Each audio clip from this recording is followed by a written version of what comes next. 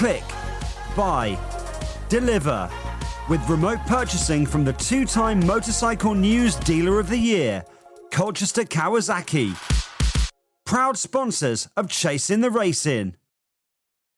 3, 2, 1, and welcome back to Chasing the Racing episode 116, and we're delighted to be joined by BSB, tag Honda BSB rider Dan Linfoot, as well as director of iBuyAnyBikes.com, co-director, is it? Welcome to the show. I know this has been a long time in the making. We were speaking months ago about having you on the show when a good friend of yours, Joe Ackroyd, was on. But yeah, thanks for coming up and filling in his shoes. You know what I mean? Because we couldn't get him again. So there we go. No, thanks guys. Like you say, it's been a long time coming. And I said to you on take one a minute ago, I feel like I'm on Friday night with Jonathan Ross tonight. I've been waiting so long to sit in this chair where all my heroes have sat. So thanks for having me. And obviously, like, this is take 2. This is better. This is almost unnatural yet again. So you did go into borderline tears when you explained your love, your devotion to Joe Ackroyd. So we've got that swept under the table, that he is one of your heroes. Yeah. So who else has been on the bench, shall we say then? Well, obviously being in the circle that we're in the bike racing world, you know, everyone's been here. You know, Brooks, Eden, Jason. They're probably the only ones I've watched, to be honest. I don't watch many more than that. I know you had Jack Kennedy on recently, and fair play to you boys. I've seen, you know, all your thumbnails come up with all the guys that you've had on, and you've done a lot by now. So yeah, you've had some hours in this chair, haven't you? And who would you want on then? What if I was going to suggest somebody? Yeah, go on. There you go, straight in. God, it's hard to say. Have you had many team managers on? Oh, there's a good question. Have you had Harvey Beltran on? Who? Not yet. Who? There might be an interesting one for you. Who? Harvey. It's the Honda BSB The new team. one? He's been there along. Hold on, I'm trying to think. Neil Tuxswift. Yeah, so the guy who took on from Neil Tuxswift. Yeah, that's the one. Yeah. Got you. There we go then. And you were schoolmates with Joe, weren't you? Yeah, that's right. So yeah, me and Joe go back to secondary school. He was a year below me, but we started sort of kicking around together from, I think I was probably year 8, year 9, and he was the year below. So yeah, What's the most embarrassing story you've got on Joe then? Come on. I don't have many. Don't be shy. Come on. Joe, if you're watching, I think you know what I'm going to say. You know fine well he's watching, so you might as well go for it. It's not an embarrassing one, but there's one that sticks We don't want that one. We used to cycle home from school every day, and it's down a big hill, and we were knocking on down this hill one day, and he had this weird like bike that only had a brake on one side or something, I don't know. Anyway, he fucked up this hill and ended up doing a big stoppie and pretty much grinding down this hill with his face just scraping the floor. And I remember him standing up and all this blood and guts coming out of his mouth, and I'm like, man, you need help quick. And we just knocked on the first person's door we could see and asked him if they could help. But that's just one, you know. We were kids together, and you know what kids together at that age are like. There's all sorts of criminal activity, and I'm not gonna lie, I'm slightly disappointed. I thought you might have caught him having a wank, you know, like in the changing rooms or something like that. You know, I'm trying to think of something really embarrassing. That doesn't spring to mind. You're slightly glazed over there. There is a story I can tell, isn't there? There's something that you're not telling us about Joe. If I dig one out in this pod later on, I'll let you know. But happy I can't days, you better had, because Joe will be watching this right now going, don't you dare, Dan. By the way, just a quick one. Don't you dare. He got married at the weekend, I don't know if you know, Joe, so congrats on getting your ring on recently. They are the great words of Beyonce. If you like it, put a ring on it. He's got quite a busy schedule this year, hasn't he, with all the endurance racing and stuff. He keeps busy, to be fair. He's a bit of a landscape gardener and does endurance, and he's been doing a bit of testing for like a scooter company, I think, in Europe. So he's and a male model for Spitfire clothing. Every time I turn on Instagram, it's just him giving a slight silhouette walk down there. I'm thinking, I'm slightly getting attracted here. Like, you know, he's going to have an OnlyFans next. It's blossoming. I can tell you. You're involved with the Triumph things with Joe, aren't you? Same sort of, like, do a bit so of part-time work. Actually, that's how our paths crossed again. I mean, although we were friends in school, you know, I went my way doing racing, and he did race for quite a while, but then he went his way with work and other stuff. And it was when I was asked to do some Triumph work, and when I left the Honda team at the end of 2018, looked to do some sort of work, manufacturer based. And yeah, I started doing the press events for Triumph, which are like a winter, I'm not going to say jolly because it's work, I'll tell the missus it's work anyway. Sort of a week or 10 days in a posh hotel in Europe, and basically the world's press come to try a new model Triumph, and you basically lead a tour ride every day of a group of journos, which it's great fun. We all ride bikes. It's great fun. So yeah, I crossed paths with Joe again on that, and it sort of rekindled our sort of friendship from youth, really. And strange how we let it dwindle away, but yeah, we've got back in touch. And I don't know if you listened to the podcast he did, but he was actually saying you got him into racing. Absolutely, yeah. Because I think you were doing like sort of mini bikes at the time, and he was like BMXing, and then... That's exactly the story. Yeah, I raced mini bikes from 2001, 2002, and we were still at school in that time. So obviously him and another friend sort of seen I did that, and they liked the idea of, I think, doing it. So was this high school, middle school? Was it high school? Right, early years in high school, I think. And then Joe. This is, I don't know if you know this nickname, but I actually call Joe Gem Boy. Have you heard that one before? Or not? I'll tell you the story. I think you can't say that these days. I had a mini bike which was called a Pacini. I don't know if you know Pacini, the same sort of thing.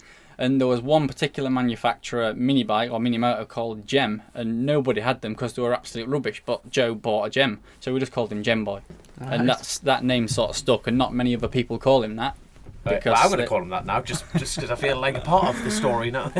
And speaking of the trips away and stuff, we were just having a quick chat in the kitchen beforehand. You're involved. Oh, okay to talk about this. Yeah, because it is launched now, isn't it? That's right. Involved with a new sort of business venture, which sounds, especially to our audience who are tend to be in bike enthusiasts, and I think everyone likes nice trips abroad and 5-star hotels and stuff. So do you want to tell us about? Yeah, absolutely. I mean, especially off the rebound in COVID as well. A lot of people have been locked up for a couple of years or whatever. So yeah, myself and Gareth Bright, who is the guy who got me the work at Triumph, have joined forces to start a new company called Woodcote Events, and essentially we're offering sort of premium and European touring, so 5-star hotels, 5 or 6 days touring on your own motorcycle. So we'll collect the bike from your door, freight it over to the hotel in Europe, and we'll ride every day with a group of sort of 20 to 30 other paying customers. But not only that, you'll have legend bike riders with you. You'll have BSB riders, World Superbike riders, TT riders. We'll pick probably 6 or 7 riders per event that the paying customers will get to ride with. And on an evening we'll have questions and answers. The riders will host a table, so it's a chance to obviously mix with some of your heroes, if depending on who your hero is. It's a proper bucket list. It's like a proper bucket list thing for someone to do that, isn't it? The idea is fantastic. Obviously, it's really early days at the moment, and I'm a little bit keen to understand how it's going to work. I'm sure there's going to be a few hurdles to jump over, but yeah, if there's anybody touring riders out there, woodcote-events.com. Have a look at the list of events that we've got going on, and if you want to join on one, it'd be our pleasure. Is that an active website now? Just gone live 6 o'clock tonight. All right, fantastic. Yeah. Right. Is the price list on there? Price list on there, yeah, price list on there. I'll not let you look at that bit. do you know, when you've been going out and doing with Triumph, what's been your best like roads wise and hotels? Like, what's the best location you've ever been to? We've done some really good ones, and actually they've given us the idea to do the same sort of thing for Woodcote Events.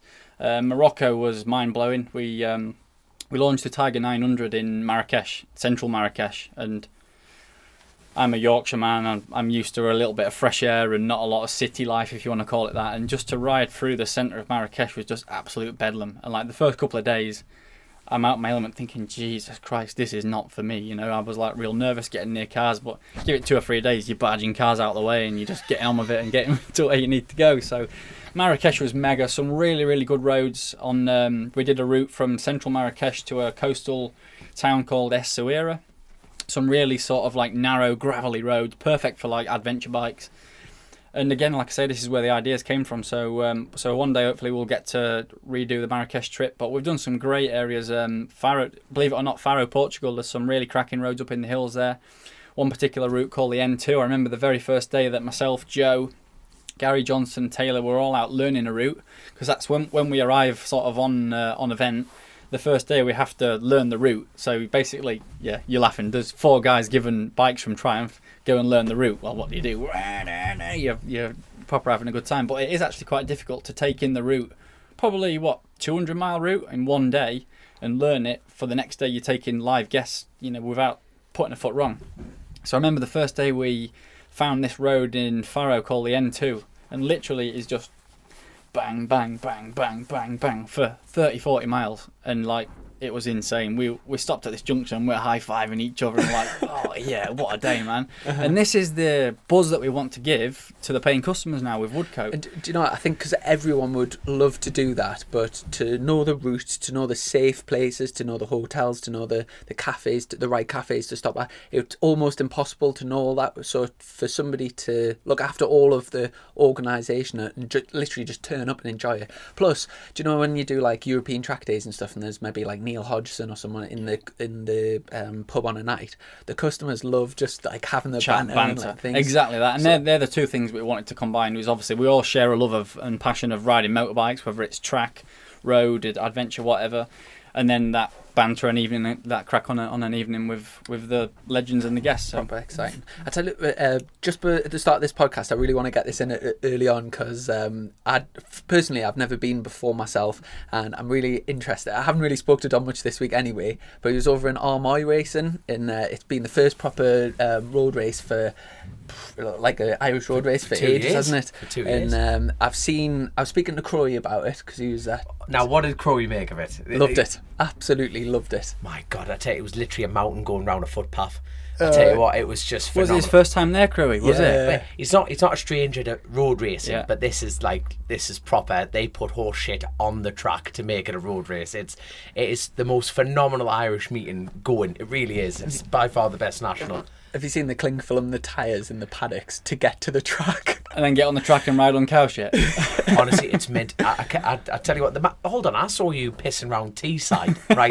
Teesside was considerably safer than unsafer than Armoy. I seen some footage the other day. Was it Michael Dunlop with someone behind him doing a jump and having a massive tank slapper and nearly came off Oh it? God, I had people touching wheels and all sorts. It's all blind left turns. Was and it everything, McGee man. on the Kawasaki? My God, he landed it was on his just- front wheel, didn't he, and got all crossed Yeah. up. That's a bad leap. But the mad thing is, I think he just got pushed out wide. The problem is, it's a system of repetition round there.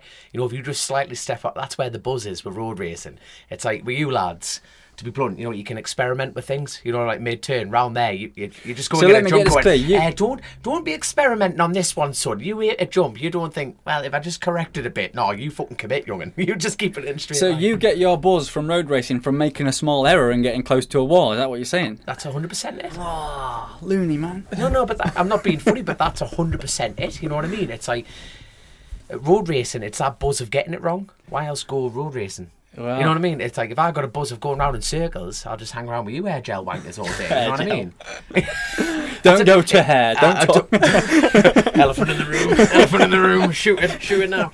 No, but like, that's the thing. Different people make different things tick. And I throw that hair gel wanker crack around with because I'm just jealous. I would love to be as fast as you lads. You know what I mean? It's all a bit of fun, but. Like, that's the thing with roads, it's that element of just pushing a bit more and a bit more. And unfortunately, if it does go wrong, it goes wrong in a big way. You know, it's I've done one road event. I did Macau in 2008. Hold on. Hold on. My God. Right, so hold on. Right. So hold on. You're going loony 2 minutes ago, and yet you do the hardcore jungle of Macau. Let's talk about this a little bit, Princess, right? We've got a huge history to go through how you became a ride and everything and ended up at a... Right, let's just talk about how you ended up in Macau. It was what a wonderful experience, but all went wrong, and I've got a nice little lump in my collarbone to show for You it now. binned it? Yeah, I crashed at Lisboa on that one, and this is one of my many stories I have. It's all about foreplay, this show. It's 100% about foreplay. You've got to build into it. You just don't just Go jam on, things in. ask me. So, right, what were you doing in that year leading up to Macau? What were you on? I was riding in European Superstock 600, which was a support event at World Superbike for a team you might remember, Chrissy, called Stonebaker Racing. I don't know them. 2008. It literally sound like they sell weed. It was a partnership between Andrew Stone and Richard Baker. So Andrew Stone was the technical side, if you like. Richard Right. Baker was the financing side.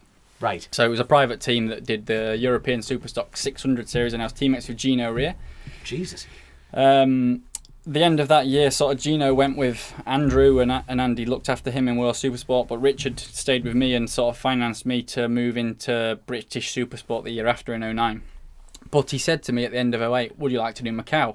We were just starting to open up communication with Rob Mack about trying to get a Supersport ride for the following year. And he said, to get used to the bike, test time, etc. Would you like to do Macau? And I was like, would I like to do Macau? And this is on a 600. Yeah, this was on a 600. Around Macau, right? Yeah, so that was when they ran them together, the 600 and the 1000s in the same race. Bloody Norris. And this is half the reason for the crash. This is no bullshit. This is half the reason for the crash was that literally it's my first ever road event. So I was I was nervous to be there on the first day when you go around the track and you see all the diesel on the track from the taxis, blah, blah, blah. Oil and I was everywhere. shitting myself. But actually, you know what it's like when you get your helmet on, visor down, you get concentrating. I was really enjoying it. And to be fair, McGuinness came to see me, I think, on the Saturday morning or something. He said, I followed you the other day. You looked really good and smooth. Just keep what you're doing. Keep safe. You're doing a great job. Dan crashes the next day.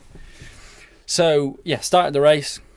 Well, every session I'd build up and get stronger and stronger and stronger and closer to sort of where I needed to be. And I think the only other guy there on a 600 was Keith Moore on an AIM Yamaha. Yeah, and Keith Moore is far from a mug, so there you go. What age were you at this point?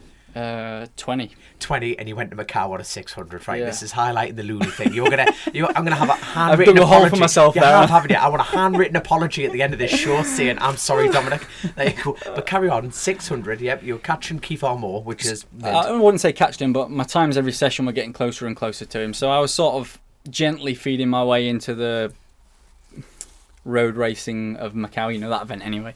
Anyway, starts the race, I'm well back on the grid, but I'm getting better and better and I'm finding my way. And starts the race, I'm on a 600. Pretty much everyone else is on 1000, so you know what it's like out of turn 1, turn 2 Mandarin, you just get absolutely blasted by the thousands. I thought, well, my only chance to make up a few places is going to be on the brakes into Lisboa. So I saw the Esso petrol station fly by and I thought, right, I'll hit the brakes where I brake, but I couldn't quite get it stopped. And I just tagged the back of Bruce Anstey on a relentless Taz superbike.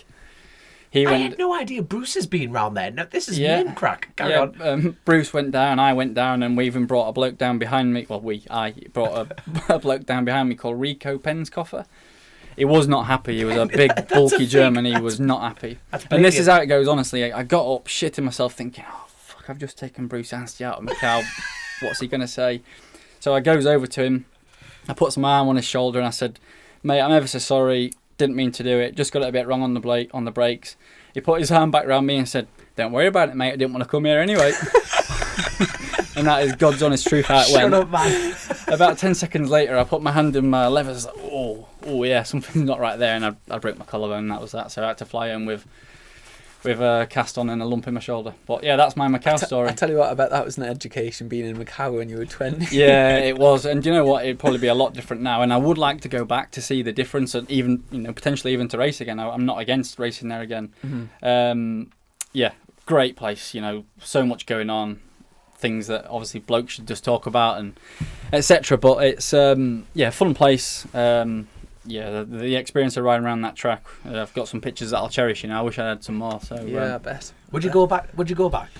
I'd like to go back. No, yeah. Like if someone said right next year, it's apparently it's back on this year. I think I'd have to run it past the missus first. But in terms of, this is my dilemma with road racing, right? I'm not going to say I'm under the thumb, but I'm not against doing TT. I'd love to do the TT at some point, but I just don't want to do it against my family's wishes. If they were to support me to do it, I'd go and do it. But I just don't. I'm just not quite 100% enough about it yet. No. Could you go there not 100%? Well, probably not. Oh, definitely not. That's the thing, though. That's the thing. You'd have to look into your wife's eyes and she'd go, look, are you going to go there and try and win it? And you're going to go behind gritted teeth going, not this year. Yeah. No, that's the thing, though, isn't it? If I was going to do it, I should have done it by now. I went on the newcomers trip to actually start the TT in 2008, 2009, the same year as the Birchalls went and a load of others, and obviously didn't have the nuts to sign up to it. Probably one of my regrets actually is not continuing to do that, but actually I think it's at that time a good thing because clearly I crashed at Macau the same year, so I obviously wasn't ready, as in I wasn't calm enough to attack the TT. I would say back then I was still a bit juvenile in my riding, a little bit loose, could outbrake myself, that sort of thing, whereas actually now I feel like I'm a lot calmer and I'm not going to say smoother. I still have my times work really, but don't make as many mistakes. Do you know here's a question. Do you know if you were, to both of you, if you were involved with running the TT, so like organising it, and it was and there was a panel and you were discussing about the minimum age for doing the TT.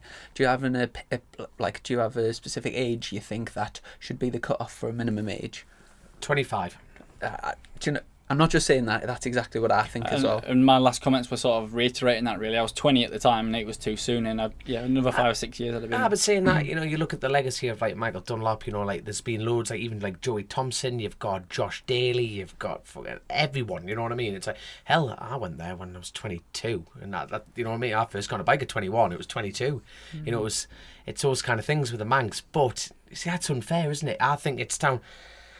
It's difficult. It's pressure. It's all about that pressure situation. I think that panel have got such a tough job, and I think they do so well to tell their riders, look, do not make it up. It takes 3 years, and I fully support that. It does take years to get it right, but when you got the carrot dangling, going, here we go, son, you're going to do this and that and this.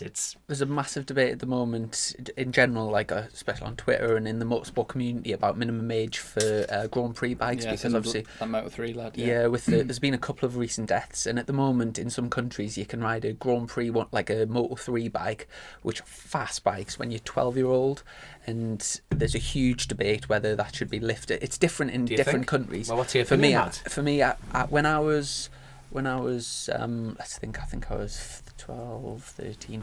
I think I was 15 when I got onto a GP125, which is the equivalent of Moto3. I wouldn't want to get on one of those bikes much younger than that. I think for me, 14, 15. There's such fast speeds, and especially. I don't know. Do you know, with all this slipstreaming and the danger doesn't come in just crashing and say high siding and falling off. All of the danger is when there's other bikes involved. Yeah. It's a really, really difficult one. I definitely think 12's too young. But in the same breath, you put a 12-year-old on a motocross bike. The thing is, motorcycles are like loaded guns. They're not dangerous sitting there, are they? A bike works both ways, and you're going to hurt yourself doing 100 on a 80. You know what I mean? You're still going to hurt yourself at a faster speed. You know what I mean? You're still travelling a considerable speed. What doesn't matter what class you are, but putting a cap on things, like I almost I'm going to revoke my answer from the Isle of Man 25-year-old, because it's a bit very hypocritical of this. But it is. Are you changing? I'm changing my answer. 21. I'm going to go 21. 21, fair enough. I was going to say earlier also, I think it depends on how you grow up with what your desire is, doesn't it? Of course. If you were brought up watching Joey Dunlop and McGuinness, and your whole life's effort was going, I'm going to race TT. Yeah. You'd be upset if you were 20 years old, capable of doing it, but weren't allowed to do it till you were 25. Is the minimum age at the moment 21, or is it? No, I think it's 18. Yeah, so I think it should be raised to 21. I would agree with you, or maybe 25. But you see, then you look at Josh Daly. There's a perfect example. He turned up. He was doing BSB, Super Sport, and everything like that, and everyone was like, you know what? I'm going to call him out right now. There was a man called Michael Mims, right? The Mims family, absolutely outstanding, from Durham there, sidecar and everything. I'll never forget what he said to me. Now, my old man doesn't watch me race or nothing like that, but my old man said, look, you've done the Manx now. What about the TT? That's a different story. And Michael Mims came up to us, like, literally overlooked us. I said, oh no, I'm doing the TT. Big smile on my face, I'm doing the TT. And he goes, you're going to fucking kill yourself.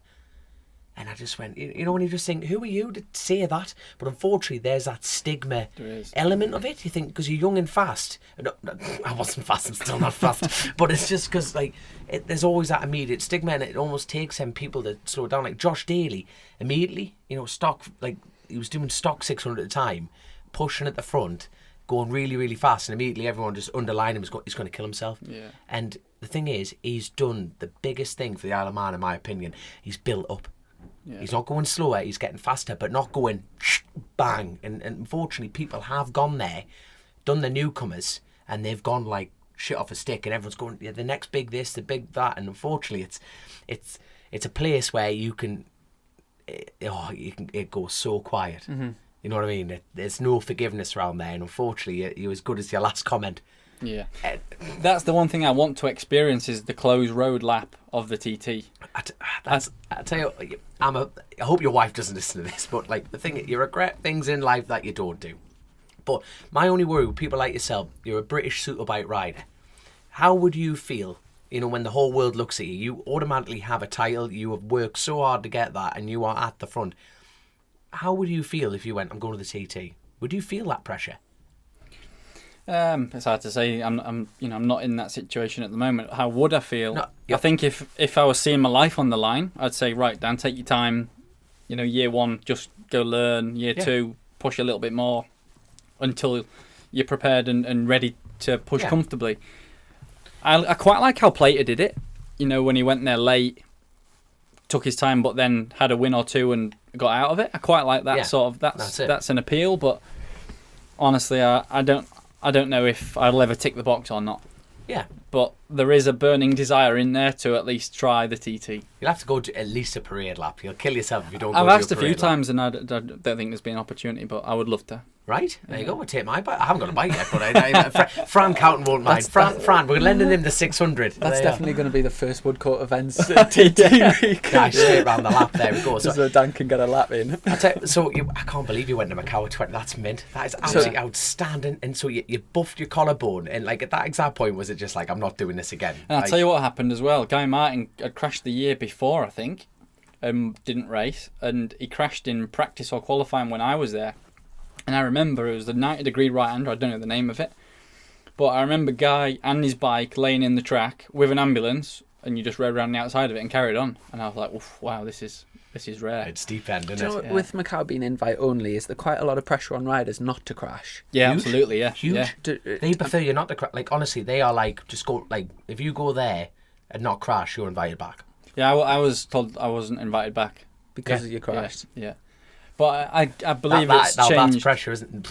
As in, the organisers have changed, I think. It was Erta when I did it. Yeah. And now it's not. No, so Mervyn White's actually, so from the northwest, it's Mervyn that's steering the boat at the moment. But like, no, they want a clean show, like, and it's rightly so. Isn't it? Yeah, absolutely. Yeah. I've heard Macau this year is still a 3-week quarantine when you get there. It was 2 weeks, and now it's gone up to 3. Right. But even though we're in a safer position now, and people are getting double pricked in the arm and stuff like that, I don't know what's going on. Yeah. I'm hoping that changes, because there's no way I can't even afford to sit here, man. Never mind 2 weeks off not work. Ideal. Hey boys, just while we're here, my missus has brought you some sweets for free. Weed cookies. So she started a little online sweet business called Sweets to Me, and we just thought we'd bring some sweets to a little chomp on while we're here. So knock yourselves out. I'm getting stuck straight in. Good lads. Is that on for people that want to order? Is it on Instagram or? Yeah, she's on Instagram and Facebook. I've got a little leaflet here just so I can read. You are good, aren't you? You are getting some later on. Facebook, Sweets to Me. Come on, Dan. Whip them down. Just sweetstome.co.uk. Anyway, less of that, more eating. Get stuck in. Less of that. So we got on to road racing, speaking about Armoy. So you have a good, you were there Friday, Saturday, took the 350, 600 Super Twin. My God. How did it go? I'll tell you what, this is the worst bit of the show. It's. I'm going to end up forgetting so much. And it's like, I'll tell you what, I've got to put a quick shout out, mind. One of our named guests that we haven't had him on, a lad called Ryan Whitehall. I nicknamed him Captain Insano, right? He went to Scarborough, he was like 15 seconds off the pace, but going into turn 1, you're a Yorkshireman, you must know Scarborough. I know all of us a little bit, yeah. There you go. Would you ever do it? I wouldn't be against it, actually, yeah. We're turning him into a road race a bit by bit here. So, turn 1, so anyway, right, you watched him, and I was standing on the side of this, just chatting away, and you just saw this lad, literally, he fell off in a straight line, and I'm going, like, turn around, and he just skitted left and right. I mean, it's phenomenal.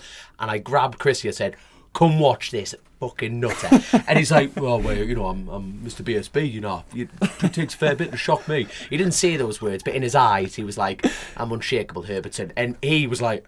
Basically, Dom came to grab me and he said, you've got to come and watch this lad. He's like mid-pack in the B race, but watch him into turn 1. And being honest, I was walking up there thinking I wasn't expected to be impressed, right? And then so it's like comes past the first like 5, and you're watching, and it's like yeah.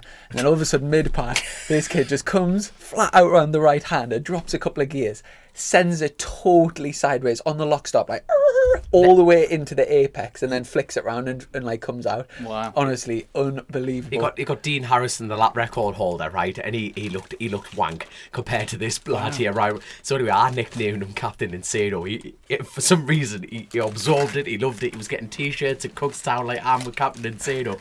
But the thing is, all right, it's that little bit of a stigma. So we kind of created that stigma, so I do apologise. But he's safe. You know, when you watch him, I've watched him at other places. He's not putting anyone else in danger. You know, he gets a nice clear bit of road and he puts a show on. It's an entertainment sport. Stylish, very stylish. Proper stylish. But unfortunately, he went to Armoy and had a humongous crash. I'll have to. I tell you what. You got on your phone. Well, I'll stick it on the YouTube so people can see it. Well, I'm talking about it. You look for it in show. Dan. Is he all right or what? Well, basically, he came over the jump and he shut the throttle. It snapped away. He's broken both his legs, and it's like a full fixator on the right hand side. And he potentially, touch wood, for the love of God, he might be losing his left foot. Spoke to him on the phone, and honestly, he is the lad is an inspiration to the human race. He's on the phone, taking the piss, just soaking it up. You know, a lot of people just get absorbed in that and going, oh, fuck, you know, I hate this, I hate that. He's the opposite. He's the total opposite. He's Good mindset. A huge, great mindset, and like his missus, they come from the Isle of Wight. So they got on a boat, like they've got a transit van with the windows knocked out, chipboard on it. They've come over, like they've travelled up the country, then crossed over. Here we go, here comes that crash. Just what? Jesus, I know. Oh my God. That is tasty, isn't it?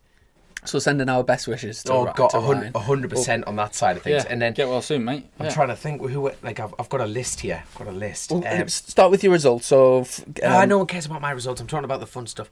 So, so we got like what do you call him? Joe Loughlin crashed on the warm-up lap. He put himself airlifted off. I tell you what, he is a loose lad. My God, he is like. was it his fault that he crashed or someone? I have no idea. And it was just. My God, Joe. He actually came second in the Super Twin race. He just pipped. Like Adam McLean got caught up in back markers and pipped off. He was on a 60 grand pattern in the Super Twin class, and my God, it was just loose. My God, he's loose. He's just all over the place. He's just, it was nuts. He's absolutely nuts. And what else have we got? Hold on, we've got loads here. I'm not doing a very good job of this. Gareth Keys.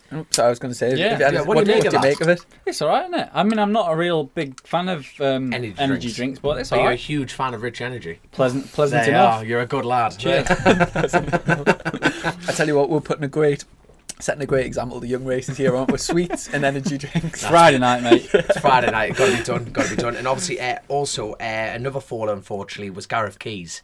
I mean, you come out the first chicane, and it is a flat out left. There is literally still photos of a fucking humongous high side. I mean, it's just you absolutely stepped out, probably around about fifth gear, tipping in on it. Like there's just no run off, and it just, you know, when the suspension fully sags, the belly pan's on the floor. You just ready and for you the big just go, kickback. oh, you're watching it like, you know, when you just don't want to click the next photo. You're like, I'll just leave that here.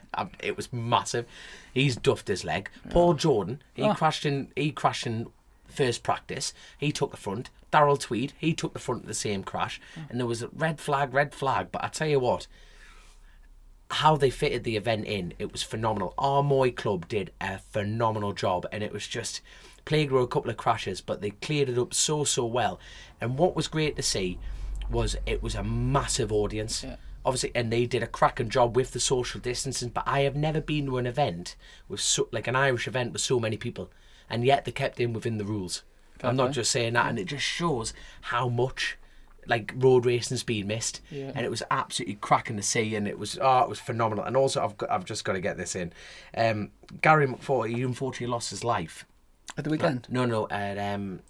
Last year, he had a heart attack at home, and he used to run the campsite, and everyone knew him, and he had time and place for absolutely everyone. And Neil, who took over, did an outstanding job. You know, there were big boots to fill, and he did a cracking job of it. And I just think Bill Kennedy, Gina, there's that many people that it's been so important to have that event back on the show. It really has. And all the Afghan oil diggers are asking after you. You can't remember them. They're going to be heartbroken. I tell you what, absolutely mortal, pissed in the bar. There's this bloke here who says he doesn't have any money. He digs for oil in Afghanistan. Right. He's got plenty of bloody money, hasn't he? Oh yeah, that's it. If you want to sponsor Dan Linfoot, he's available. He's always available. There's that many things. We've had a full crash report, so we know A full all crash the, report. we know, That's unfortunately, yeah. we know all the crashes. I know you. Everyone's all right, by the way. You won the 350 race new lap record. Yeah, Thank you. Big thanks to the Hafe lads. It was a parade bike that they pulled out the shed. The Davies team that I normally ride for on that bike, they had commitments at Donington Park with the CRMC. So like the Hafes just went, "Oh, just take my bike," and I said, "Yeah, I'll ride it gently." I rode the fucking wheels off it. I'm not gonna lie. The clutch was heavy as hell, and no silencers as well in Ireland. Yeah. Wow. Mint. Literally, you got That class is like the sort of backbone of Irish road racing and at the 350s. To get the lap record, you must have been well chuffed for that. Like. Yeah, it was just, I'll tell you what, I'm gutted I didn't have a 500 because Ian Locker on an MV Augusta, that thing's worth £250,000. £250,000, original Aggo bike, and he just pipped Guy Martin over the line. And I just think it was great to see Guy Martin there. You know, I think it is important to have that support. I didn't know Guy was doing that again, to be fair. So, yeah, great to him. And hopefully he's going to be back at Cookstown at the end of September. So, apparently they're not full grids for September. But we'll hopefully get that sorted. And on the bigger bikes, how did the twin go, 600? Yeah, no, good. No, that's the thing. You lads have got it hard, right? We get 5 laps in qualifying. And that's not free practice, nothing. You know, I'm trying to think what a lap is. It's like 140s anyway for a lap, and you get 5 of them. The Guillaume was a country mile out, brand new bike and everything, but the 600 we've taken huge steps forward, massive steps forward, and it's like that's thanks to the Countons that. But I've been putting a lot of time in on the pit bike because, like I say, he nearly ran me over. God, tell everyone how useless I am on a pit bike. Yeah, you went all right. Just the only laps that I saw, you were trying to drag elbow that much, so you nearly high-sided right in front of me and nearly ran you over. Have you seen Dom's done a little adaptation on his pit bike to drop the handlebars? Oh, I have as well. I've done mine. I've flipped my handlebars over. Oh, no, that's nothing. You see, I've got Ambler Race Engineer in there. We've actually built forwarders instead of risers. Okay. So you know how you get that dead positive cross feeling like on a motocross bike? So he's made CNC blocks that drops the bars forward and down.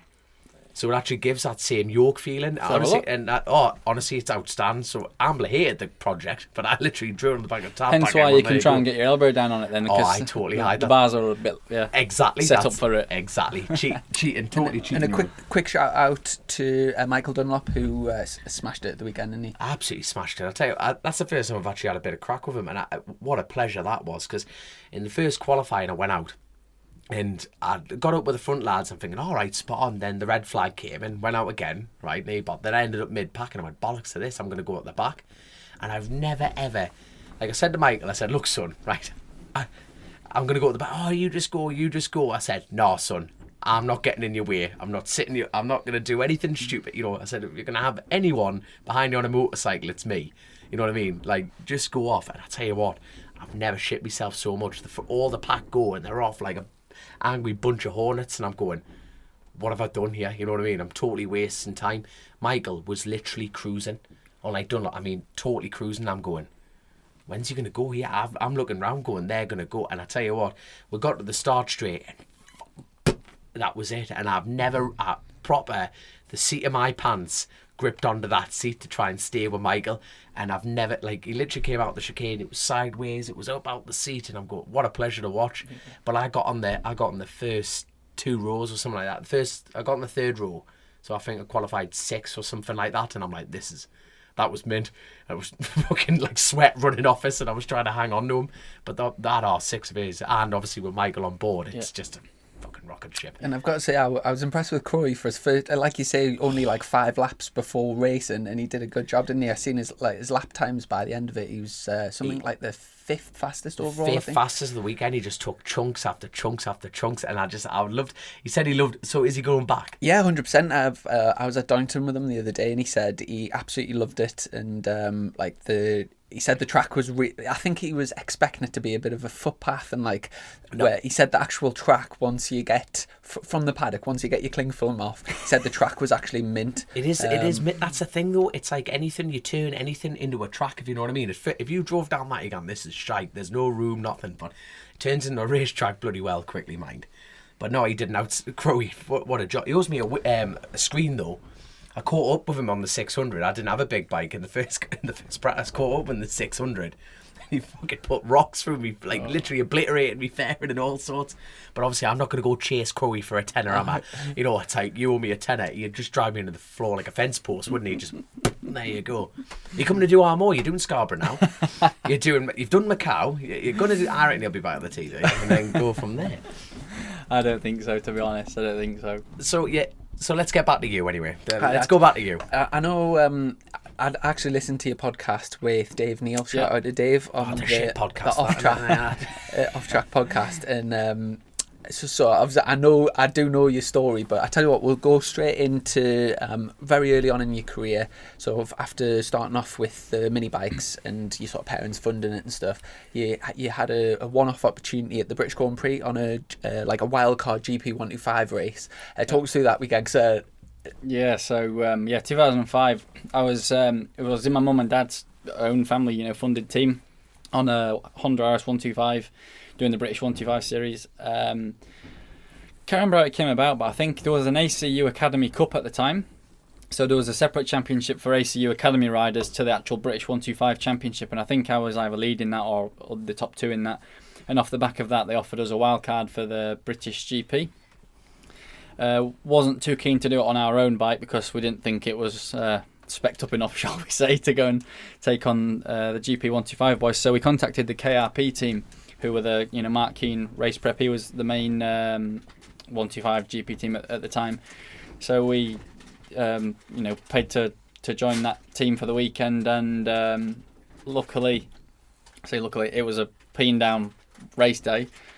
Sort of levelled it a little bit. And I finished 9th in the race, which, on paper a great result, but it was very spread out and a lot of riders crashed. So I'm not taking anything away from that, but it was cool to do a GP and get that sort of result. When you think though, like if people do a full year of Grand Prix racing, and if they can get into the points, so like 14th, 15th, it's a huge achievement. So it must have been a bit surreal to be in the top 10. Like. What was even better is actually Rob Guyver was in the race at the time on the SP125 blue 12 bike, and I'm pretty sure he was up challenging for a podium with Marco Simoncelli at the time. He was really knocking on. And are these Simoncelli? Yeah, he's got a photo passing Simoncelli in the wet. And I think he crashed and obviously didn't get the result. So I think I was the top Brit in the race at the time, but Guyver was proper having a go. But it was proper monsoon, like pissing down. And how old were you? 2005. I was 17. Like that must have been was that at 17? You know what Dorton, you know the pressure and everything like that. How much pressure were you on? I was nervous on the grid. You were. I was nervous for the weekend. I mean, there was the boys in that at the time were Callio, Bautista, Simoncelli. Please tell me you've got this printed off. I have somewhere. I got a timesheet from a couple of years later. I was in Misano doing a 250. I was a 250 GP regular at the time, although I only did about 6 races. But I was second in one of the practices in Misano, and Dovi was first, and I was second. But the names after that was, again, Lorenzo, Bautista, Callio, Simoncelli. Yeah, we'll sometimes say who's outstanding. We'll sometimes say who's your biggest scalp, as in who. That's a lot of scalps. I'll flick that question to you in a race. Who's the biggest name that you've beaten fair and square in a race? What, in GPs? Just anyone that you can think ever. of. God, it's hard to say off the top of my head, Really hard. There's been I've been fortunate enough to race in so many different classes over the years. From the 125 GP with the names I've just said, 250 GP, World Supersport with Sofoglu, Samlos, Cluzel, BSB with Paslam, Shaky Keo. Sure, I'm not. What's the polite way to say? You're not a fangirl? No, I'm not a week in, week out winner, but I've had times where I've been on my top game and had a good feeling, and I've been able to genuinely beat them. Yeah. Obviously, my BSB win at Alton in 17, where I beat Haslam on the last lap, was pretty high up there with best moments. But there's been a lot of other moments, like going to Suzuka and being teammates with Kianari and Yuki Takahashi at the time. They're just, you got to pinch yourself sometimes. Career could have been a lot better, but also could have been a lot worse. I think about that all the time, if you think of all the hundreds and maybe thousands of people that all the time you've been racing that have been chasing the same dream as you, it's very easy to look at the 1 or 2 people that have maybe done a little bit better, but there's thousands of people that haven't. And in this scheme of things, if you looked at it on a chart, you would be in the top 0.1% of like of all the cohort that I've tried. Yeah. So it's easy to beat yourself up, isn't it? And think like, oh, so and so's you doing get zoned in on your own thing, don't you? And you just want more and more and more. It's and more. probably why you've done well anyway, because you have that attitude that you. But it's I guess so. You're never looking back. You're always looking forward, aren't you? And it's easy to lose sight of where you have been and what you have achieved and what you've done because you're so focused on trying to go the next step in what's in front of you. So frustrating, but I think perspective sometimes is a good answer, isn't it? And you can. And also back then, the GP, like a genuine GP 250, which you've had the pleasure of riding. I've never been on one, but do you know about Dan's first ever race on a 250? I'm about to find out. Yeah, so this was 2006. I was in British 125 Championship with KRP, and there was the first 4 races. I'd won 2 of them, and I got a call from somebody pretty much saying, we want you to ride a Honda GP250 in a European Championship event at Vallelunga. I'd never ridden anything bigger than 125. So I said, yeah, cool, yeah, sure, why not? I'd love to. I just want to push my career on. So we went to Vallelunga. I didn't even get a chance to walk the track because I arrived late, jumped on this 250, went better and better every session, ended up winning the race. And off the back of that, I won't say automatically, but the team pushed to get me as a wild card in a load of Grand Prix that year. So after that one 250 GP event at the European Championship where I won, I was awarded, I think, 6 or 7 Grand Prix wildcards in Europe with the same team. It was a private Honda. It wasn't an official bike or anything like that. Essentially, it was a guy from London called Andy Hyde. Andy, if you're watching, mate, thanks for those years. Had a private 250, just run out of the garage with a motorhome, and we went to travel Europe and do a load of GPs. So, yeah, it was a full-on privateer. There was no training, or it was just getting your motorhome drive from one event to another, and it was great fun. And looking back, probably was a bit soon. Like, I'd just started doing well in British 125, and then I'm chucked into Grand Prix with 250 World Championship riders. Clearly I wasn't at that level, although I had times where I showed some potential. The bike was definitely private. It was slow, but that didn't matter to me. I was riding with my heroes at the time. Who was in it that year? Pretty much the guys I said earlier. So it was Hiroshi Oyama, Shui Oyama, I think Julian Simon, Bautista, Callio, Simoncelli, Lorenzo, all the guys. It was pretty cool. It must have taught me something, but I ended up just crashing a lot because I was trying too hard and trying to force the issue, especially the second year. So that team tried to run me as a regular for the following year in 2007, but they couldn't get the funds together. So after probably 3 or 4 months of waiting, Anthony West was on a Sicilia Aprilia 250, and he vacated the team. So I was given Dorna actually placed me in as Anthony West replacement. So I was a 250 GP regular for the final half of the season, and that was probably a better opportunity with a much better bike. I was on a 2005 factory Aprilia, but in 2007, so 2 years sort of down the line, way good enough to do the job, but I still didn't deliver on it. I just kept crashing too much. I was in an Italian team. One bloke spoke a little bit of pidgin English. I spoke clearly no Italian. And they were just forcing me to ride with rear brake and and I just head fried and just crashed. Best result was 9th in the wet at Donington. But Was your debrief like a game of charades?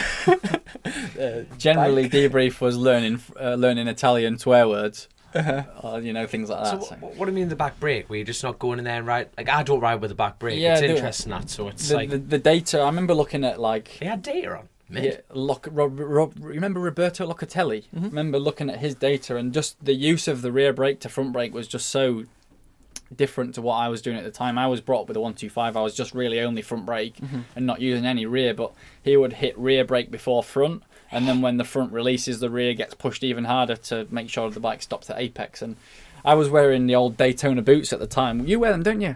And I just could not feel anything with the rear brake, and you don't, do you? It was a real difficult time. But do you ride like that now? I use the thumb brake now. What's very interesting is that that was the middle class on a 250. That's exactly the same as how you've got to ride Moto 2 bikes now, even though the bikes are so different. Interesting how that same style's transferred over to to a totally like a 600 4-stroke. But maybe it's I know superbike riders that use exactly the same thing. I've seen Gwintoli. He's got a very good YouTube channel like explaining. He said he didn't use in Worlds. He said he never used the back brake. No, In one of his YouTubes, he actually said, look, at world level, he never used the back brake. He said, like, as true as I'm saying. Honestly, the thing I've seen, he was saying when he brakes, as he shuts the throttle, he hits the back brake and then hits the front brake. Oh, that was at Worlds when he was on the Aprilia. When he won it, it was the Aprilia, wasn't it? Yeah. And then he went to Honda, MotoGP. Honda and a few other. Yeah, so he had to go back to the back brake. So are you not one of these BMX jockeys? I've tried it. I tried it for the first 2 tests this year. I think it's just rider preference, and obviously for me, my automatic natural application of rear brake is just with the thumb. And what I found awkward was places like Alton, where you're going over crests and you're naturally pulling yourself forward. To be applying rear brake with the finger while pulling myself forward just wasn't a sort of natural and comfortable thing. So to push on the thumb brake was a bit more natural for me. Yeah, but you see, I've got a thumb, but it's for more wheelie control. But how do you use yours to de-accelerate? No, not really. I'm trying to use it a little bit more, but I don't have great feel with that. For me, mainly the rear brake is for wheelie. Yeah. But I know a lot of riders do use the thumb on entry as well. But you see, loads of people use back brake, but my old man said they're like, like nipples on men's son. They're just for show. You don't use the footers. For emergency only. Get on some of that. But that's the thing, though. It's like, I tell you what, there's a lad in Stock 1000. I got speaking to him at Brands. They've made a cable, so it's not violating the rules. It's a brilliant idea. like the BMX slate. Like, David Allingham's got one, hasn't he? Is it Allingham as well? Oh, but this... Shane Richardson, was it? I think Tom Neve uses one as well now. Does on he? the Honda. Really? Oh, he uses a scooter lever anyway. Aye, so it's like a scooter lever straight through, but then it applies the back brake from the rear. There was a lot. It's going to kill me. So yeah, going back to the 250 days. Yeah, sorry. Which I just couldn't get my head around the rear brake to front brake usage, and I just kept crashing a lot. And cut a long story short, I did. I think I did 6 or 7. I can't remember exactly where, but Donington, Assen, Estoril, Saxon Ring. Anyway, I got to Motegi, which was one of the flyaways which I wanted to at least go to. And I actually remember in the morning warm-up, I was about 10th and Lorenzo was behind me. It was that great picture of Lorenzo. You just made that sound so normal. Yeah, Lorenzo. Because it was wet. And actually, I think I crashed in the race and the team said, look, even though they couldn't speak English, not possible to go to Australia. So I had to fly home while they all flew on to Phillip Island. I remember having a few tears in my eyes, thinking that was my time in Grand Prix over, but... Sure, one door closed, one door opened, and the following season I was in stock 600, chasing the World Superbike guys around. So, And did you say when you were teammates with Gino? Yeah, that's right. Yeah, Gino won the championship when he was like 16 or something, didn't he? I remember him so small on the George White. Yeah, that was the following year, I think. So that was probably 09 when he rode for 10k on the George White sponsored Honda. Yeah, because I remember Gino. I can't remember which way around it was. I think Gino won it when he was like 16, and then Loris Baz won it when he was 15. So Loris was in when I was in. Me, Gino, and Loris all raced together. Some great names in it at the time. Petrucci. Yeah, because Petrucci's one of the ones that's made it to MotoGP through like a Super Stock 1000 route, which was very, very unusual. Is there Gino Ria ex-Super... Your mate Jack Berniger was saying he's Supercross. I think, what's I don't know the exact class, etc., but I know he's brilliant at motocross. Really? Yeah. Because like Jack's obviously he's a motocross man through and through, but... I didn't know Gino Ria was in motocross. Supercross is even higher. So. I think Gino's one of those a bit like Idden. He's really versatile. A lot of motocross, a lot of motard. He's done pretty much every discipline. Yeah. It was probably about 7 or 8 years ago. I seen a video of him at Wilton Mill on a supermoto bike, and he did a few laps with like supermoto style, but like sideways. And then he did one riding exactly the same, but with his knee down. And like this, I remember because I was like really young at the time I was watching, just thinking the skill is like unbelievable. But yeah, he's full-time BSB now, isn't he? Yeah, and World Endurance. Are you like Billy McCutway, continue work together at Triumph? Are you all wheelies and can you must be. Yeah. You're working at Triumph, you must be. Yeah, I can have a go at the odd one. I mean, Billy does obviously a lot with the testing rolls and stuff at Bruntingthorpe with Triumph, so he's constantly giving it burnouts and wheelies and skinning her in and all that sort of thing. So Billy is, mainly the showman on the Triumph events, but I have a go at the odd, few stunts, but I'm a bit more liable to make him go wrong than what Billy is. Oh God, I know. He's on about doing a wheelie school. We've got the Patreon system for the show, and it's he's got a little idea, and it's great that we're going to try and do a wheelie school of all the patrons, and knowing me, I'm going to get there and just go and clutch out wolf. Right. That's it. I'm Straight going off home. the See you later. I've roofed it. You know the wheelie schools that have a thing that sticks down on the back wheel, so if it goes to flip, it kills the ignition and drops the front. So Like you tilt can't switch actually kind of fill. thing. You can't actually flip them. So I say that. Can you fit that on my race bike? That'd be ideal. I'll tell you one quick question, just before we move on to the Supersport days. Do you know the Grand Prix 250 bikes? If the sort of build price back then to like go into a shop and like build that bike, what sort of money are you talking? You know, I'm unsure on the build, but I recall them being leased from Aprilia at the time. They weren't actually bought. I think they were on hire. They were leased. But I think it was something like €500,000 or something for the year. Wow. Potentially even more. I can't remember the exact figure, but I know it was with a million in the phrase. So it was a lot of money. But the memories I have of, you know, every evening at GPs with that team, they would strip the bike down to its last nut and bolt, rebuild it. And you can imagine 11 o'clock at night at Aston when it's dark, and they're just revving this 250 up, and it spits a flame out when it detonates. It was just heaven. What a bike. Like, for sure, it was one of the best bikes I've ever ridden. It was a proper piece of kit. Where was your family in all this? Like, at this exact point? Like, was your dad... Did your dad race? So, yeah, my dad raced a season in the 70s, you know, club racing just for fun. Yeah. Obviously, I had an interest in bike racing all his life and road riding. Yeah. So when I came along in the late 80s, I was born into watching World Superbikes on the TV as young as I can remember, and going on the back of my dad's bikes on the road. And yeah, following all the BSBs and World Superbikes from as young as I can remember. And we went to a bike show, like a bike event where the stunts and all that sort of thing, in a place near Manchester called Rawtenstall or Rossendale area. And they had some mini bikes that you could hire and just have a quick, 10-minute go for a tenner or whatever it was. You'll laugh at this. I had a go on it, did really well on it, was quite quick, but I think I crashed on the last lap and I hurt my thumb, or I'd bashed my thumb or something anyway. I rode on the back of Dad's Fireblade all the way home, hanging on with half a hand or whatever it was. Went to hospital the next day and I broke my thumb and I had to have a cast on and all the usual. So it's the usual racer story from the word go, basically. Good introduction. Yeah. It's just mad how you're on the other side, going around the world at this point, competing at GB level. So where was your dad? Has your dad gone with you all this way? In that sort of phase of my career, Dad had stepped back from any active involvement in running of the bike, etc. And he would just come to some events to watch and be a fan in the spectator area, really. So mum and Dad have always been really supportive. They always come to every event now. However good or bad it is that they're, in fact, sometimes I encourage them not to come when it's not going well, and they're still there. So they must love coming.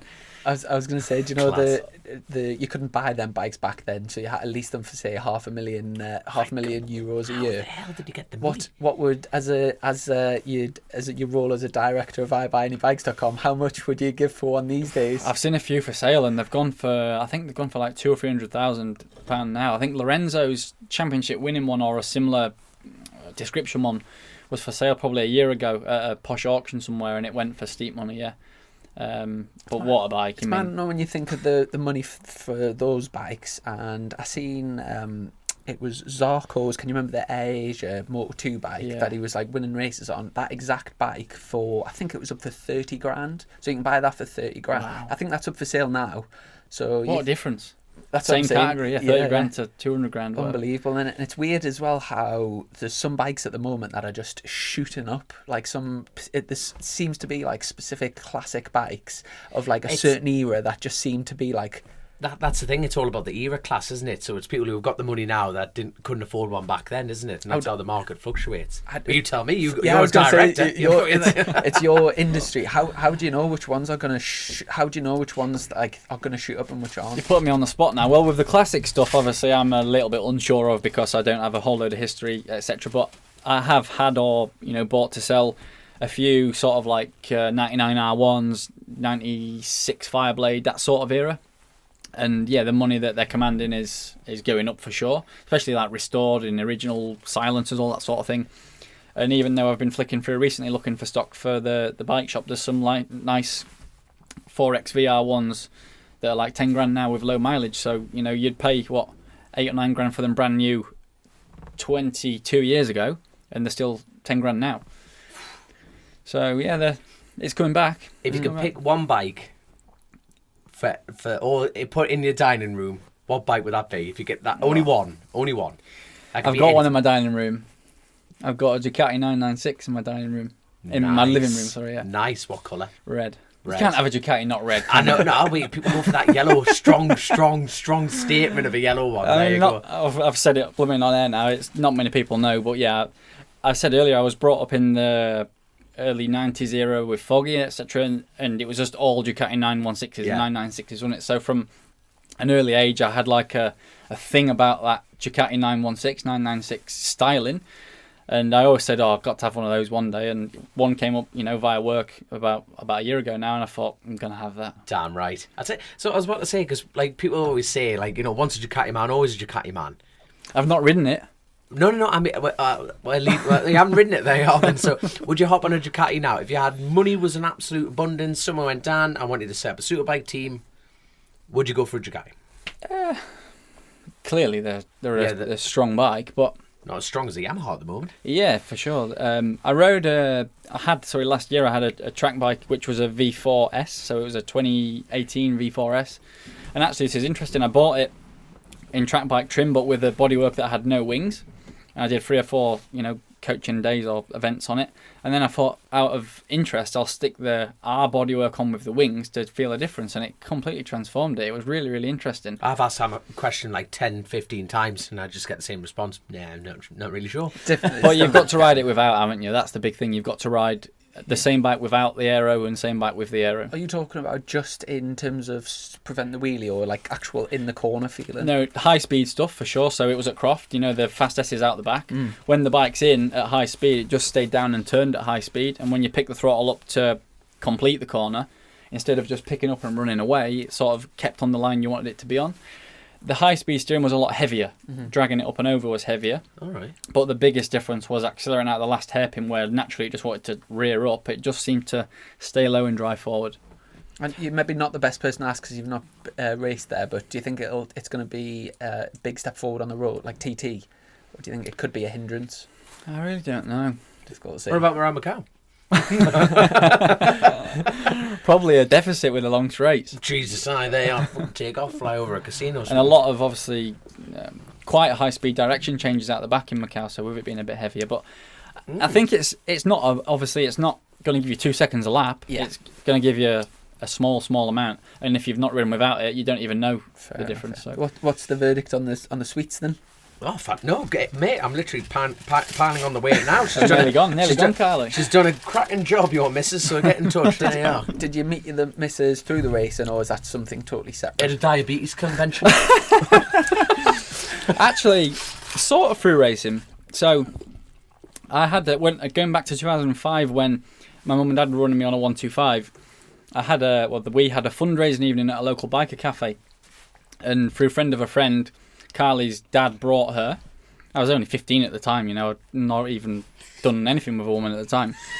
And I remember writing this card saying, "You are fit, I fancy you," all that sort of kiddie love. Anyway, it would have been 4 years later when I was in hospital after a crash in qualifying at Snetterton when I was doing British Super Sport.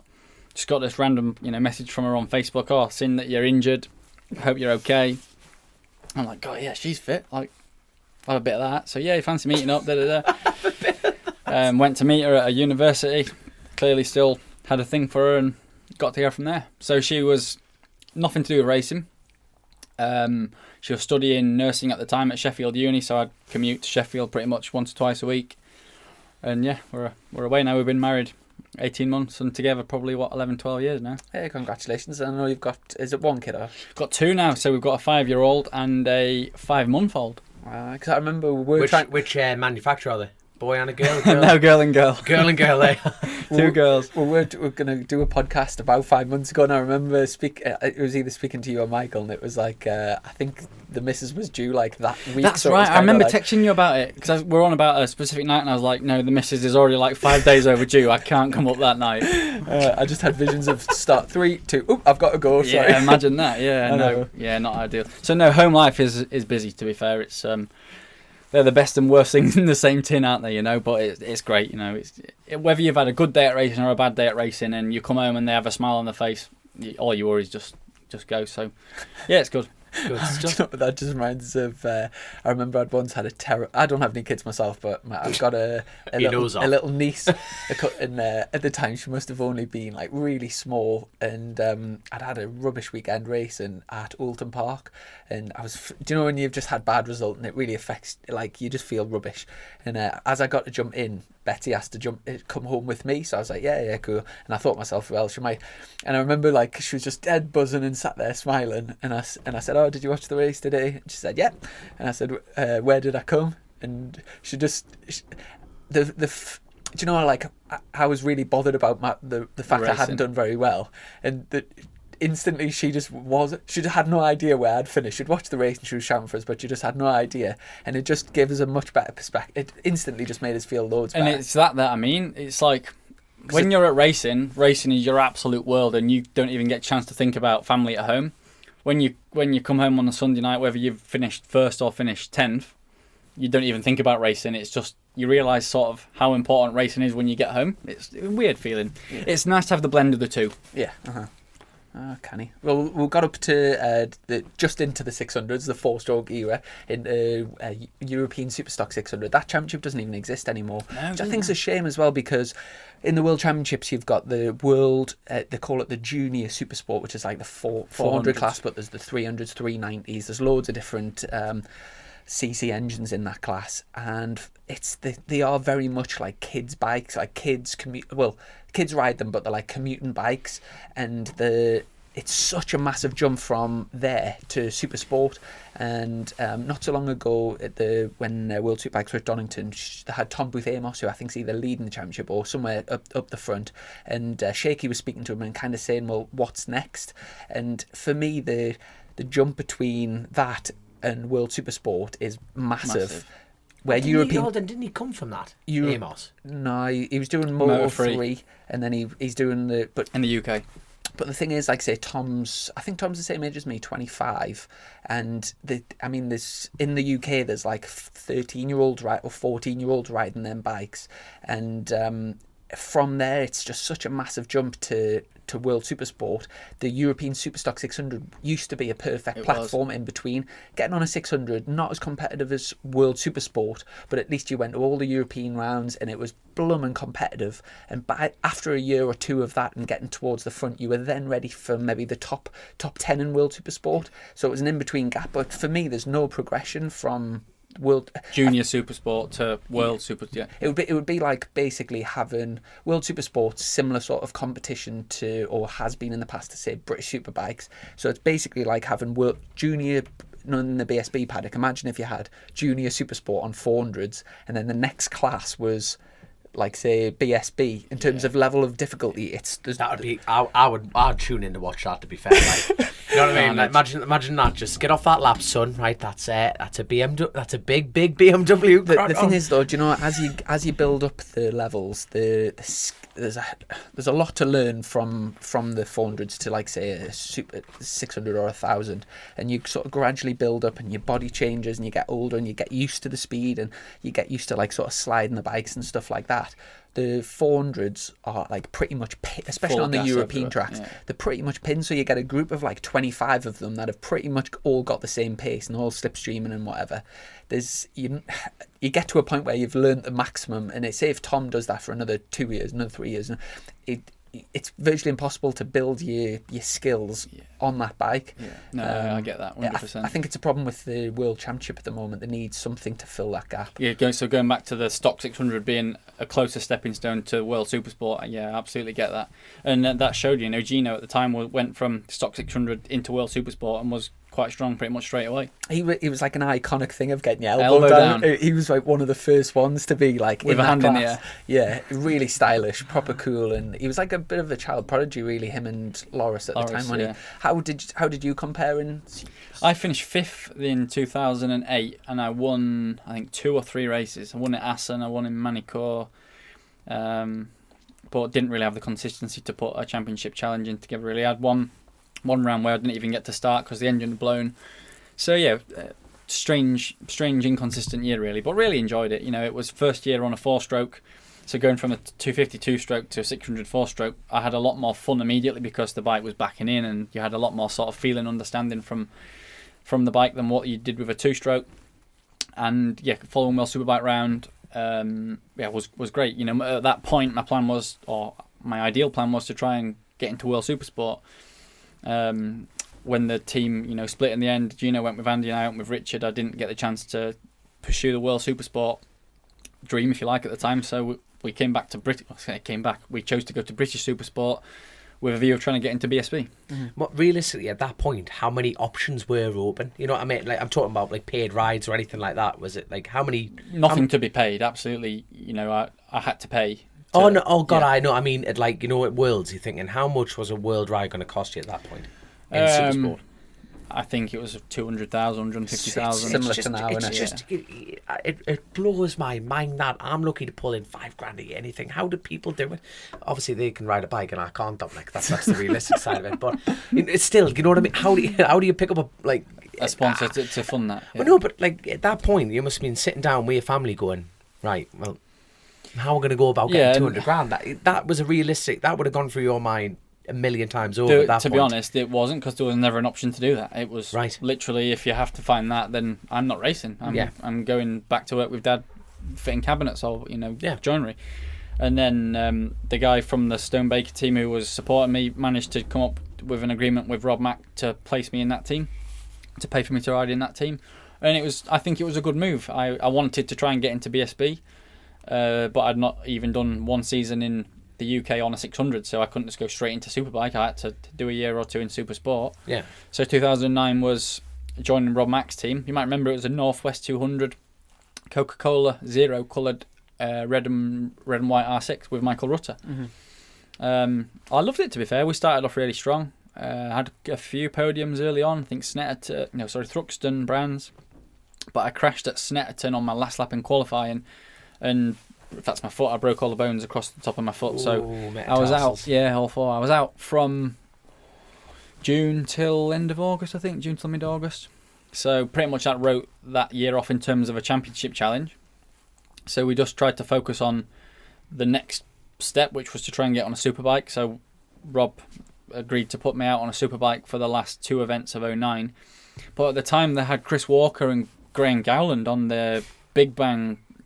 I'm not going to be hard about it, but it was a horrible bike to ride it. But I didn't know a good one from a bad one at the time. It was my very first time on a superbike.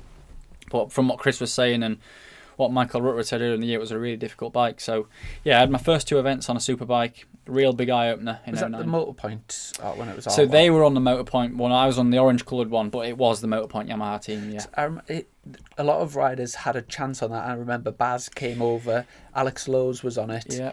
Bridewell Westy did at one point, and it never seemed to sort of get the results that you would think those riders deserved. So the following year, so that was the end of 2009 when I had two rounds. For the following year, we agreed to do the full year with Rob Mack on the Motorpoint Yamaha, but they actually were able to buy Leon Camia and Ellison's championship winning bikes from the year before, which were in GSE colours, and they were dead excited about it, to be fair, and obviously they should be because they were championship winning bikes. But I think behind the scenes, the Camia was on Magnetic Morelli electronics. Then when Rob got it, he put Motec on and different engine spec, and although the bike was still great, the bike was really, really good over a lap or two with new tyres. But I, in my relatively new superbike experience, didn't really have the speed or feel or whatever to manage that over a race distance. So generally I'd start strong and fade and fade and fade and not be able to manage the grip.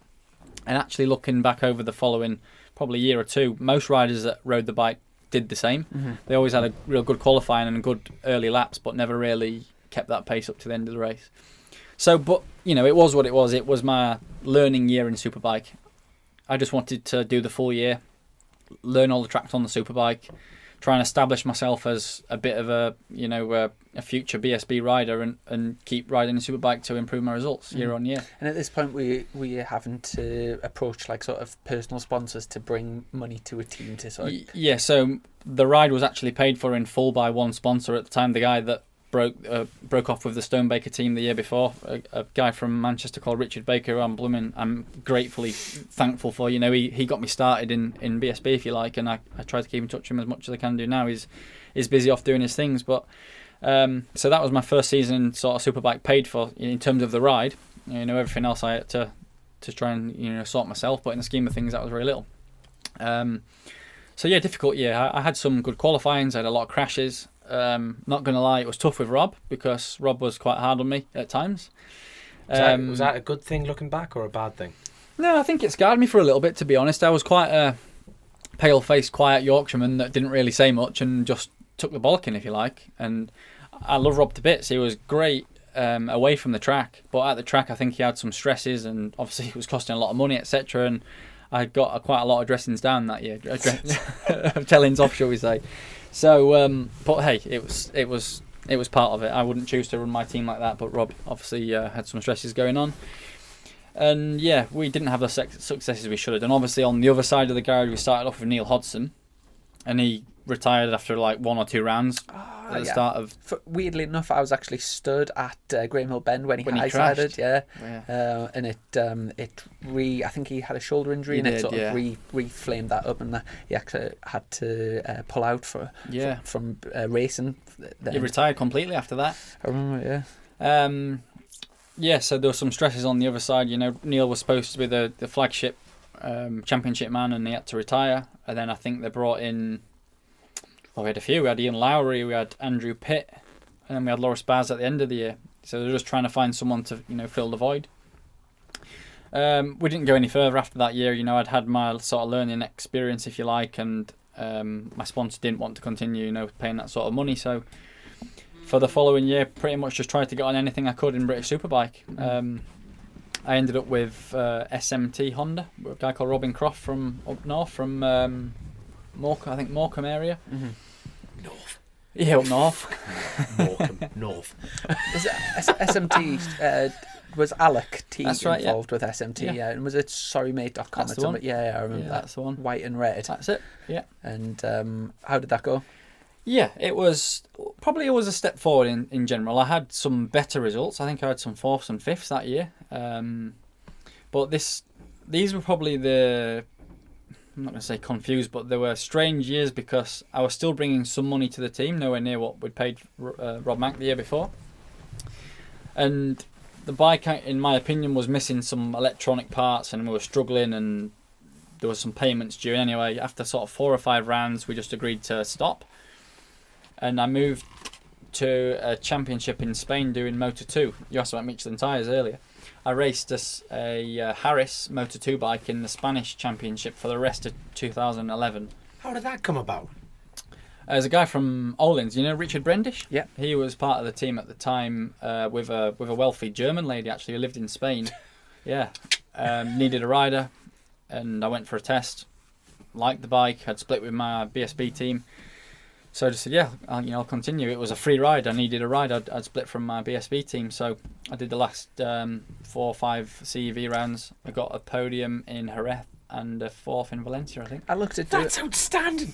I looked at doing the CEV Moto 2 Championship years and years ago, and back then I think you could get it was 7 rounds at the time, and I think that for like a half decent ride it was similar to like sort of 200 grand or 100. For 7 rounds, that's crazy money especially when you break it down into round by round. And I went over to Jerez before I knew how much the rides were. I was just sort of I was gonna see what teams win it and sort of speak to a few people and see if there was any opportunities. And I remember being startled by the fact. So I arrived at Jerez. I sort of had a preconception of what it was going to be like, because I was thinking the sport's massive in Spain. They're like bike mad. So like their sort of BSB equivalent, their national championship CV. I was kind of expecting to go in and like the grandstands around the back end of the track. I thought like there'd be like a decent crowd, and like the riders would be like quite well known and stuff. And I got there and there was no queue to get in, so I thought, that's a bit odd. And when I got there, there was less people there than a Thundersport meeting. And I bet you find that they were more interested in the 125 race or the Moto 3 style 125 race than they were in the main race. That's another thing. I'm driving around around Jerez. There's like 50% youth unemployment or whatever. It's very much like, in terms of the roads and the houses and stuff, it's quite a poor area. And then you drive into this like sort of into the track, and you look down pit lane, and there's hundreds of kids riding like 70, 80, 90,000 pound motorbikes, and it's and there's no crowd there. It's not like a commercial, you like say BSB, you can see there's a lot of money goes in and there's a lot of money comes in. in and out, and you can sort of, know what I mean, like it's like a proper event. CVs, like you didn't have to pay to go there, so it's not like they were trying to make money, the championship, but the money to compete just seemed to be like outrageous. Yeah, absolutely, yeah. And then on that note, you can see why fast kids come out of Spain, because the smaller classes are just inundated with fast Spanish kids. Well, Bombing the around pace, car parks and all sorts, aren't they? the pace was in the Moto3 was very similar to the World Championship. Yeah, but with no crowd, that's what sort of blew my mind a little bit. But yeah, who was racing Moto2 that year? Was there anyone? I remember Kev Coughlin was in it. Oh yeah. He still lives in Barcelona, and he's Scottish. He does. I think he works with the academy, the Monlau place. Yeah. There was Isaac Vinales. Oh yeah. There was. Is he Maverick's cousin or something? Yeah, Maverick's cousin. Yeah. Where's he gone? Sorry, interrupting. What's Vinales doing? Is he on Aprilia now? No, he's still on the Yamaha. Right. But he's announced that he's not going to be with them for next year. But no one knows where he's going no or one anything knows, like that. Yeah, Oh. still up in air a bit, isn't it? Sorry, carry on. So yeah, no, that was it filled a void. Yeah. And I think actually I realised after them 4 or 5 races in Spain that I need to be in BSB if I want to try and make a career out of bike racing. I've tried the Spanish route essentially. I'm not going to get into Grand Prix. I've been in Grand Prix and that failed 4 years ago. I need to go to BSB and I need to dig in no matter how tough it is and try and do that. So end of 2011 I contacted some BSB teams and Stuart Hicken from Build Base BMW was keen. So yeah, we pretty much just shook hands on a free ride there and then and went BSB racing. But what I want to say is I was a different guy then to what I am now. Clearly I was a lot younger, but I was still quite immature, quite made quick decisions, a bit hasty, and I regret that now. I've calmed down a little bit now. I think about things a lot more, etc. So when I split with SMT the year before, I felt a little bit bad in that it was a hasty decision. And yeah, a similar thing happened in 2012 when I joined the Build Base team to try and make my go in BSB. I crashed at Knock Hill in practice, I think, and I broke my hand, or a couple of bones in my hand. And I hadn't been getting on that well with Stuart Hicken at the time. And, he was... Yeah, there was some team stuff going on, and basically I just didn't want to continue. I didn't feel comfortable in the team. So I left there and then, and I was able to ride a World Supersport bike for the guy that I raced in Stock 600 for in 2008. I know this is a boring sort of long story, but they had a load of money from India. You might remember the Mahi Kawasaki team. So it was funded by a very famous cricket player in India called Mahindra Singh Dhoni, MSD, one of the captain of the Indian cricket team, who apparently had put a load of money into this Indian World Supersport team that was being ran out of England by Andrew Stone, who I rode for in 2008. So I stopped the BSB thing with Build Base to do this World Supersport thing, and I had half a season at that. So these are very mixed years. These are me trying to find my direction without paying or trying to earn something along the way. I did Silverstone, Moscow, which was a good one. Nürburgring. Moscow. Yeah. I had no idea they rode motorcycles out there. And That's incredible.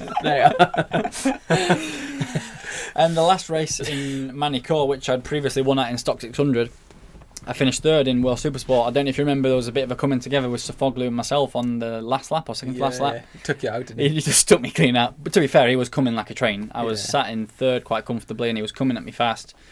And I think he was a little bit exuberant to try and get past quickly, and he just T-boned me basically. Is this on into the YouTube? hairpin. It might be somewhere. Well, find it. Grace will find it. And anyway, I remember because I was so set in my BSB ways of can't rejoin the race, you're out. But it suddenly clicked, oh shit, I'm World Supersport, I can rejoin the race. So I was busy waving at him and gesturing, and thought, oh shit, I can get back on. So I quickly got back on. There was no gear lever or something, and I just nursed it home and crossed the line in fourth, I think, at the time. But then they took 20 seconds off him because of him knocking me off, and I got put on the podium. So yeah, I got some just rewards that day for... Could you knock him out? If he walked in here now, could you knock out Sofoglu? Did he apologise? He did, yeah. No, could you knock him out? I'm not that sort of man. I know you're not, but could you knock him out? I just want to know, because he looks like an angry little man, doesn't He he? does look angry, to be fair. If he walked in here But now... then he comes up to you with his really high voice, and you're, whoa, it's a little bit. Interesting. What I'm organising a charity fight boxing match for all races, so Yeah. I'll get on the phone with him. And do you want to settle this? I'm quite interested. What did he say? So he came up to me, and he says, "Oh, yeah, I can't remember the exact words, in his half Turkish accent, but I sorry, I try this." And Silly Yorkshire man. yeah, there was an apology in there somewhere, which I was like, okay, I wasn't too bothered because I got the podium, and all I wanted was the podium. And as it happened, the team that I was with, the Indian team, I was pushing to try and sign the contract with him for the next year for a full World Supersport ride in what would be 2013, but they had abundance of money, and they signed Sofoglu and Fabian Foray. So it was pretty much, hey Dan, you're out on your way again. So I had to, I'm not going to say come back with my tail behind my legs, but I had to find another ride in BSB, and this time stay in BSB and not piss around, if you want to call it to that. go to World Supersport and get On the a podium podium and be up there, it's no mean feat, and you must have been pretty close to getting a full-time ride. But again, we were talking about this the other week. Now World Supersport, it used like a good amount of riders used to make a living doing it, where now I think Jack said there was one rider that makes a living now who actually gets paid from the team. Others might take money and then take a cut back type of thing, but there's actually only one ride and you just think it's like back then there was, I don't know figures, but there was a load of riders on good money. Sofoglu, Foray, Broad Parks. There was Sofoglu. I heard I don't know if this is fact, but I heard a rumour Sofoglu was at one point was actually the most well-paid person in the whole paddock when he was doing World Supersport, and back in Turkey. Sofoglu is almost like a national the treasure. Celebrity, yeah, huge. He's top mate. He's actually in the Turkish government, but he's top mates with the sort of president of Turkey. He's like very, very well respected and extremely wealthy. Yeah, I've seen some instas of his house and his. Have you seen his house? It is unbelievable. Please tell me your tour goes by that village. My what? Your tour, your business tour you go through, and then Sofoglu going like that. Remember when I knocked you off? And you're like, yeah, mate. There's one to arrange. So yeah, another career highlight, if you want to put it like that. I mean, I feel like it could have been more if I'd continued the following year. Mm-hmm. And prior to that, we had like a 12th, a 10th, a 7th, and a 3rd, so we were going the right way, 100%. But yeah, they took Fabian and Keenan, which fair play to them. They wanted to be serious about it. Since you then, who's been the closest Brit who's done that then in Worlds? Oh, Sam Lowe's won. Sam Lowe's, right? Who else? Who's won? I don't really know. I've not a great deal of. That's what I mean. It's you know what you think about. I mean, at the moment we've got Dan. Stapleford did a bit, didn't he? No, I was wanting to say Staleford because he was a Triumph man, wasn't he? In World Super Sport over here because he lifts his leg off. Yeah. Now wasn't he out in Stock 1000 where you were Thugston? He took his own team out and he got a pole position at Qatar. But yeah, this weekend he was stepping in Superstock 1000 and he almost won the race, broke the lap record. Yeah, 15.9, eh? 15.9 on a stocker is like ridiculous. Fair play. Jason. You're on Superbike, aren't you? Jason dominated Superbikes, and I think he was doing low 15s, wasn't he? So on slicks, on a Superbike, and for Stapleford to do that on treaded tyres, it is impressive. Especially bear in mind he's just been doing a few Emirates. He's not really we've all been racing competitively BSB. So Emirates.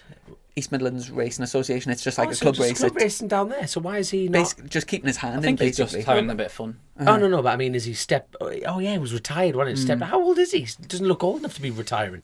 I'm not too sure. He must be late 20s. Yeah, he's not old anyway, but I think he'll have done himself the world of good. Absolutely, and I quite like that you've been working with the family business, whatever, and I know his dad passed away, didn't he? Unfortunately, Pete. Right. And I love the fact that he just come out and had a go and plumbing stuck it on pole and nearly won it. So it was quite good, really.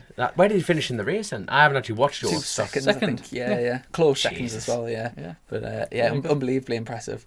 But yeah, back. So you ended up going back to Superbikes. So that took us to the end of 2012. I was taken to India for a big press launch and all the hoo-ha, and then didn't get the ride, and then so I thought, right, I've got to come back to the UK and I've got to stick at it, and I can't be swapping and changing with teams. There was I contacted Mark Smith Halverson from GB Moto, and I think he had Tristan Palmer and someone else, Luke Quigley. That's it, in 2012, and they were looking to make a step or whatever. So contacted him. I said, look, I want to come back to the UK. I want to push on in Superbike, and they were keen to have me. So that was 2013. Did the full season with them. no chopping and changing, however tough it got. I'll put it politely, I think I was taken out at round 1 at Brands. Keith. Yeah. I had a phone call with him. He think he didn't do anything. Anyway, it's water under the bridge now. I believe that Keith tagged me at exiting Druids on the last lap of race 2, or race 1 or race 2 at Brands anyway. And my good friend James Westmoreland was right behind. I'd nowhere to go, and just ran straight over me and my body, and I broke my pelvis. Oh, yeah. So luckily it wasn't shattered. It wasn't destroyed. It was just multiple cracks, and I just essentially had 6, 7, 8 weeks bed rest. And I came back for Knockhill, which was about round 4 or 5. And then did the rest of the year just building. We had Mark Smith-Alverson and his son Max on the podcast not so long ago, and he always come across as a great bloke to me. What was he like to work for? I like Mark. He's normally very happy, very jolly, very fun, good banter. But again, a little bit like the Rob Mack situation from a couple of years previous, there must be stresses financing the team, putting X amount of money in, results up and down, etc. So there was some tough times and days, and there were some good times and days. Generally, he made it fun, but we didn't succeed to the point or to the level that we all expected we should have done. And Peter Hickman was my teammate, and I missed 3 or 4 rounds due to the pelvis injury.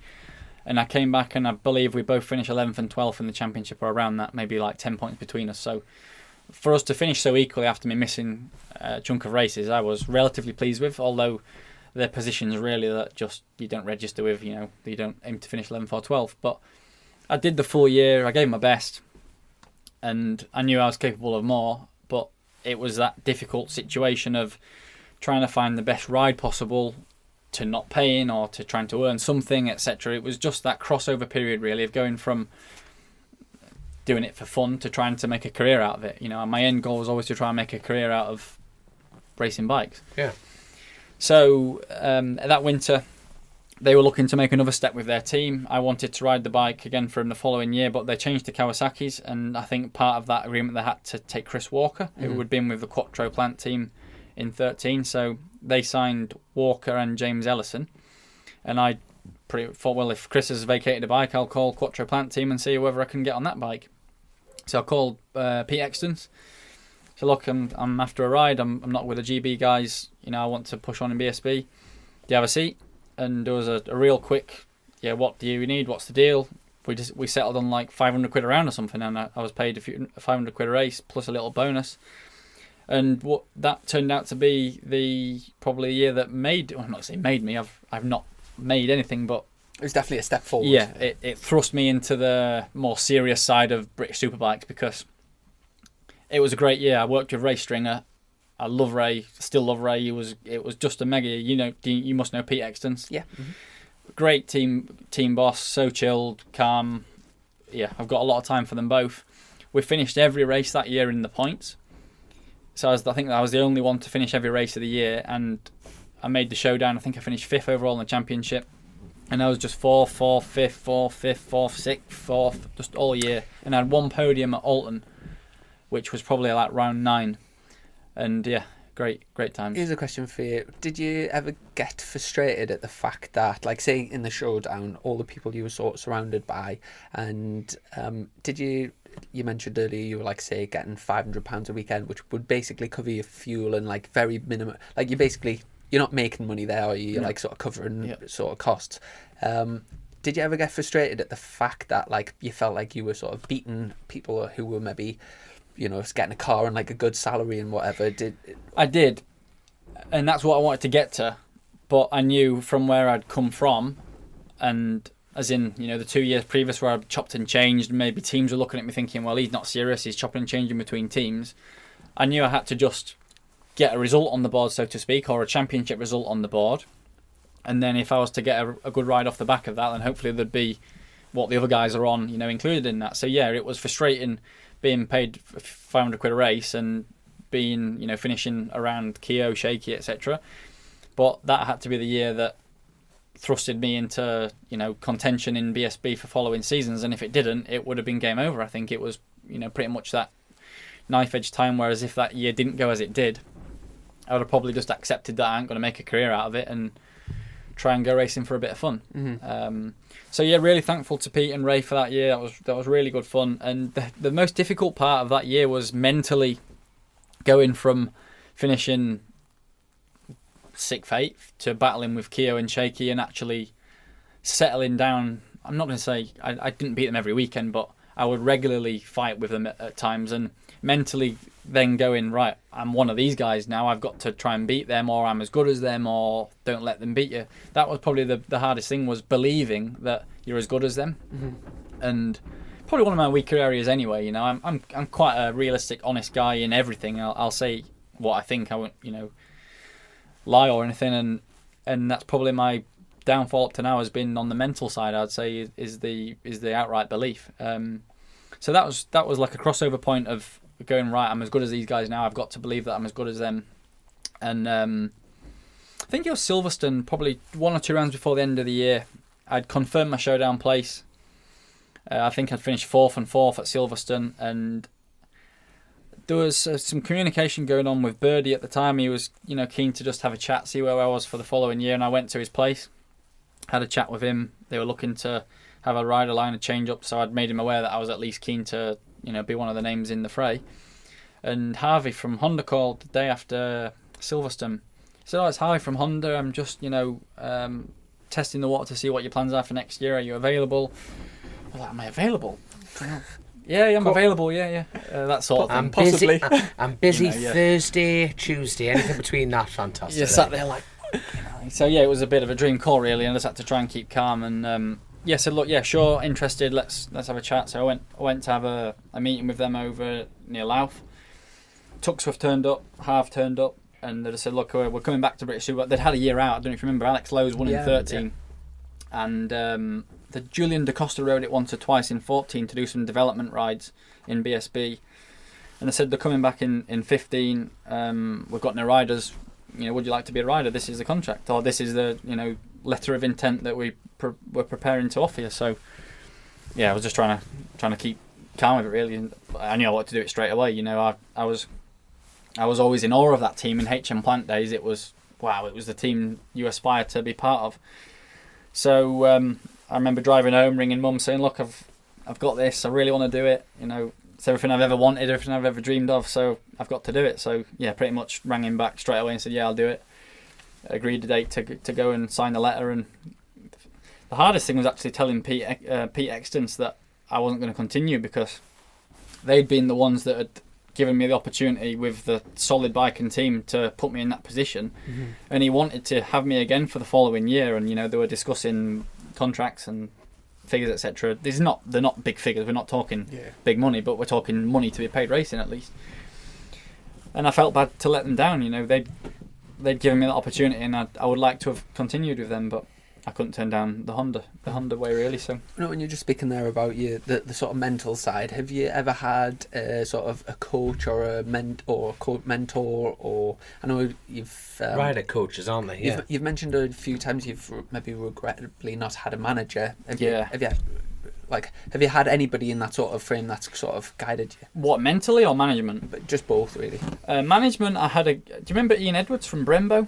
In the Brembo UK. Oh, Ian, yeah. He didn't, manage me, officially doing contracts, etc. But he advised me a lot. Yeah. So back in the 06, 7, 8 time, where it was literally just me going racing, he was my phone call to say, hey, what do you think? So he was the guy that I would discuss things with a lot. On the mental side, we're in 2014, 15 at this point. The end of 16 I think it was, midway through 16 and 17 I think it was, I went to see a sports psychologist in London. Have you ever read The Chimp Paradox? Yeah. It's from that book. So it wasn't Steve Peters obviously, but it was one of Steve Peters' workers. I went to have some sessions with him in London. It came about because when I've won my first race at Silverstone for Honda in the wet, bear in mind I'd not won ever. I won my wet race, which was a little bit of a fluke if I'm honest. I'm fast forwarding here to 17, so we'll probably cover the gap after. I won the wet race at Silverstone where a few guys crashed. So I would say there was probably a scenario there that I was strong in the race, but a few guys crashed out, which almost handed me the victory in the race, which was my first ever win. Well, I'd never had a win. I was buzzing, I absolutely peaking. So obviously I had some confidence. The next weekend I went to Alton BSB, and there was a wet race which I disappeared up the road by like 10 seconds, but then the bike broke. And the second race was a dry race, and that was my battle with Haslam, which I won on the last lap. And I remember lining up on the grid, and I just said to myself, no one's beating me today. I'm winning, and that's just how it is because of the breakdown earlier in the day. And I remember saying to Harv, the team boss from Honda, whatever I had on the grid that day, I need every day. And if that means I have to go see a sports psychologist, I'm going to see one. So pretty much the next week I went to see a sports psychologist and worked with him. I didn't say worked with him. I'd make a trip to London probably once a fortnight between races just to have a 2 or 3 hour sit down, which was interesting. But I'm not too sure if it brought anything. Interesting. But I'm dead sure that the mental side is part of my weakness. Right. Especially then, being in the big team that wanted results. Yeah, massive team that wants the results, yeah. And I, like I said earlier, I say things as it is. If that's a weakness and I need to fix it, I'll try to go fix it. So yeah, I had some mental coaching, not much, probably 5-6 sessions. Yeah. It stopped because the following year, 18, I got injured 3 times, and I was off the bike more than I was on the bike, so I chose not to continue. Just speaking of that time where you won the wet race, you then you should have won that other wet race and smoked everyone, and then that confidence then brought in, and you won the dry race. It's very interesting when you look at just BSB results over the years. There's times when some riders, like for example Bradley Ray, the beginning of that season, he went out, smoked everyone at Donington, went to Brands, smoked everyone there, and then in all the years since then, he's not replicated those 2 rounds. Kyle Ryde last year at Silverstone went and smoked everyone, and then Donington Park did the same thing. Same thing at Donington. Those are just 2 names I can think of, but there's hundreds and hundreds of examples where riders seem to be build up, just get to the top, win a race, and then consolidate, and you think they've made that They're step. away now. They're on the way. I think our sport is so difficult that you when you Look make at that step. Andrew Irwin at the moment. Andy Irwin's another one at Thruxton. Made that. Well, to be fair, quite a lot. It wasn't just a one-off last year. It's such a difficult sport that sometimes do you know that back to that thing that Colin Wright said about the waves? Yeah. And you basically everyone's on the water surfing, and then but everyone gets a wave at some point, but it's then trying to just riding the wave. And that's the sort of skill. But absolutely, it's such a mad sport. And when you think, there's times where just people can be so similar at different times in their careers, and then they diverge. And sometimes you think, I tell you one thing that's really interesting is because I've been in the same championship sort of thing all the way through. Bradley Ray and Kyle Ryde started out in mini bikes and Metricates. So my first ever experience tarmac racing was down at Wilton Mill, 2008 it was, and there was these 2 tiny little kids that were head and shoulders above everyone, and back then Brad always had the edge on Kyle. And if you look at them 2, so Brad dominated that year, and then they would make a step to like say 80s or whatever, and then the other person would, and they've kind of, and at times, like there's been times where say Kyle was winning British Super Sport, and at the same time Bradley Ray was like 10th in Super Stock, and you think Kyle's totally taken off and Brad's left behind, and then all of a sudden Kyle would fall off and Brad started winning British Superbike races, and you're like, how's that? And it's so interesting because they're in the same team now. But like you say, and round to round it can like one of them so could easily go out at the next race and win, and the other one could be out the points, and it's just it's such a great sport though, isn't it? Because you never know, it's so unpredictable. Like you say, they're 2 examples.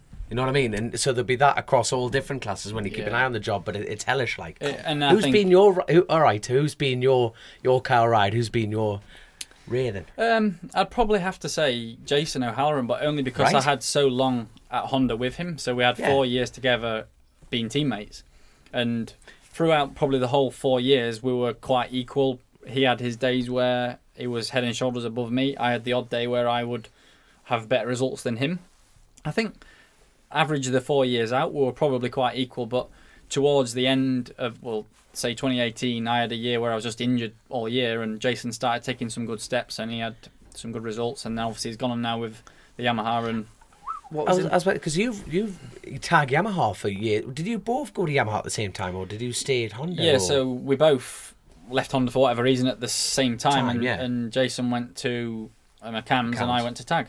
Yeah. What was interesting though, when you were both in the Hondas, were you would both be 5th and 6th, and then you'd be 10th and 11th, and then you'd be 1st and 2nd, whichever. When the bike worked, it seemed it was like exactly that. You worked it properly as a team, because like say that I was actually watching just by look on the last corner at Snetterton, and neither of you had won a race at that point, and you were like miles ahead of everyone, and then it probably wasn't raining much out the back, but it started quite heavy on the last corner, and I'm thinking they've got. It's got to stop. It's got to stop. The race has got to stop. It's got to stop. And then as you came around Coram, it looked like you were fully committed. And it's like it's raining. Oh! And then as you tipped in, you just went totally sideways. The whole crowd was like, oh! And then you managed to. Jason obviously passed you and beat you, but you did very well to stay on. And 1st and 2nd over the line. It was. But yeah, that was the best and worst day of my life. That was should have definitely been red flagged on the last lap. See, obviously I knew it was raining. When I was riding the last lap, I didn't know obviously how much it rained at the last corner, but all I remember was just tipping into the last corner as I had done the previous 15 laps, and the rear just going no way, and I thought, oh shit, I'm down, and I just thought, well, I've got to try opening the gas and see what happens, so I just picked the gas up and tried to open, and I landed back in the seat. So great day for Honda though, first one. Obviously I was gutted to lose my first win because of that happening. But I had to try and be happy for Jason on the same day. There was some banter between us, it was, oh, congrats, I should have won it, don't spend all the prize money at once, you bastard, all that sort of thing. But no, in general, we got on well over the 4 years. But it was we would not really go and have cup of teas at each other's house. We would just be really civil over a race weekend, discuss the bike, or what do you think? But then Sunday try and beat each other, and that was how Honda wanted to. It had to be the best for the bike to push the bike forward. From the outside looking in, what's Jason doing different this year? He's just he is dominating in it. He's just dominating it at the moment. Clearly, they made a step last year, and he had them wins last year. He's got some confidence now. He knows exactly what he has to do, and he just goes out and executes it. And I'm not just saying it. I'm genuinely happy for him because he's come over from Australia, started a life here. All them years and injuries that he's been through, and that I know he's been through because I was his teammate for long enough, he deserves everything he gets.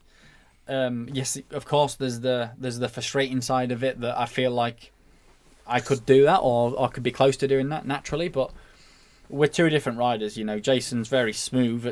I ride smooth in terms of style, but I can be quite aggressive with the throttle. So yeah, clearly what he's got is working well for him at the moment. Because what you're saddling this year, it's a Honda, isn't it? Yeah. What do you make of the new Honda compared to the other one? Like when you were last on one? Yeah, so compared to the old bike, chalk and cheese, absolutely. They're really? They're really, really different. The old bike, I'm talking the 15, 16, 17, 18 bike. They're all the same bike, but with an electronic throttle. Yeah. Really nervous, really short, wheelied a lot, didn't have a lot of rear grip, so it was always moving. The bike was constantly always just dancing underneath you. This new one feels longer, heavier, more stable. Heavier? As in, I think the tyres contribute a bit to that, I think, but just feels like it moves less, more rear grip, less wheelie. They've just improved some of them things that were weak on the old bike. Clearly, I've not got the best out of it yet. We're still struggling with bits and bobs, but I think as a direct model comparison, they've improved areas that they needed to improve. Yeah. Well, we'll come back to the Honda, but we'll just quickly talk because there's the Yamaha bit in between. So when you signed so you and Jason both left Honda, you went to Tag, and that was the year after Josh Brooks had been there. Is that right? No, Ellison was there. So Brooks was 17 with Tag. Oh yeah, they did a switch in terms of mechanics and Tag, didn't they? Yeah, that's right. And then so 18 was Ellison with Tag, and then I was 19 onwards. And how did you find the Yamaha, like in comparison to the Honda you'd been on? I remember the first tests, and in particular I remember the first BSB test at Silverstone, which Jason was quickest and I was second. And I remember walking away thinking, well, we've both left Honda. Jason's first, I'm second. This is looking pretty good. But whatever reason, it didn't keep going like that. The first race at Silverstone on the Tag bike, I remember, building my confidence throughout all the practices, qualifying, got into Q3. I think I qualified 6th or 5th or something like that. So I was fairly content. I was the area I needed to be for the race. And I think I led the race for probably 3 or 4 laps in the start. But this is the first race of the year. Everyone's still... Is this at Silverstone? Yeah. Yeah. Everyone's still really bunched up and finding the feet and, ready to get going. And I remember probably 8-10 laps into the race, suddenly the bike's feeling just changed and I couldn't stop it and it just chattered its head off. And I was like, oh my God, what's happened? Brakes must have bound on or something must happen with the brakes. Anyway, I finished the race, but I dropped so far back, pulled in, took the wheel out and all this like molten metal came out of the calipers. So I was like, oh, there must have just been a problem with the brakes. Let's put new pads in, go again race 2. Go again race 2. Strong 8 or 10 laps, chattered its head off for the rest of the race. And I'm like, what the hell? But I've had a small bit of chatter before on a Moto 2 bike in Spain in 2011 when I mentioned the Michelin. Yeah, the Michelin. Yeah. And that's the only chatter I'd had. And when we started with the tag bike from at Silverstone that weekend, 10 laps on, all I had was just this uncontrollable, harsh chatter of the bike, and I couldn't stop it. Whatever I did, You couldn't run it deeper into the turns. You couldn't power out of it. Nothing. You were just nursing it home from lap 10 onwards. And that's surreal. And that was consistent lap 10. Yeah, but this is on a short. Remember, Silverstone's a short track, so that's only 54 seconds. Yeah. So yeah, on about lap 8 to 10, that would start to happen in a 30-lap race at Silverstone. So anyway, the team could see all on the data, etc., etc. It was clear to see. So we just started working on the usual things: clutches, putting weight in the back of the bike, etc., etc. And pretty much every race for the rest of the year, obviously we went to tracks like Donington, which were longer, Brands, which were longer. You'd get 4 laps in, the bike feeling would change, and it'd just chatter, and I had to slow the pace down. Did you get a finger on it? It sounds like heat transferring through the frame. It sounds like a fucked frame. No, you know what I mean? Like, the thing is, if it's consistent like that, you know what I mean? You've got so much flex in it, but how many frames did you change? Honestly, I cannot fault the team at all. They tried everything possible. And I mean frames, I mean swing arms, I mean swing arm pivots. My God, right. Just, you name it, they tried absolutely everything. Assen, so we're talking 10 rounds down the line here. Assen, I remember for race 2, borrowing a set of triple clamps from, I think, McCams or somebody. We put the clamps in, did the first 3 laps. I'm thinking, yeah, we're away here. No chatter, I'm absolutely away. I was like 3rd in the race. Lap 5, I'm like, oh, fuck, here we go again. So I dropped back. Did you ever get to speak to Taz or Jason? And were they? I presume they mustn't have been having the similar issues because of the results. But how can, or was there any like help from Yamaha in terms of like they had settings that or combination of settings and a bike that they knew worked? Was in 19? No help. I'd ask what I could to Taz and Jace, and the team would ask what they could to Steve Rogers and some of the guys at McCams, and they would mention a little bit of chatter, but the lap times could stay constant. And what I had, I just clearly couldn't do anything with from lap 4 onwards. If it's that visible in data, that these are telemetry pots, aren't they? That have to move a fair bit to get to work. And so not I'm just just trying to that, paint a picture for people. A lot of riders that would come past me in the race would find me in the paddock after and go, fucking hell, Dan, I couldn't believe like how much your bike was shaking. I had to pass you while your bike was chattering. It just looked unreal. So I know in my head and my heart that there's nothing you could there's nothing I could do. Yeah, and that was consolidated with Jack Kennedy coming into the team and him having exactly the same issues. Yeah. So fast forward to 2020, there was a new Model R1 that came out. The team built a brand new bike. We just didn't even think of chatter. We thought brand new bike will be away, it'll be absolutely fine. But I knew when we were testing that we had a chatter issue from the year before. We had to try and work on that and understand whether it was still there or not there, or keep trying to fix it. So we're all through the Spain testing. All I was trying to discuss with the team was chatter.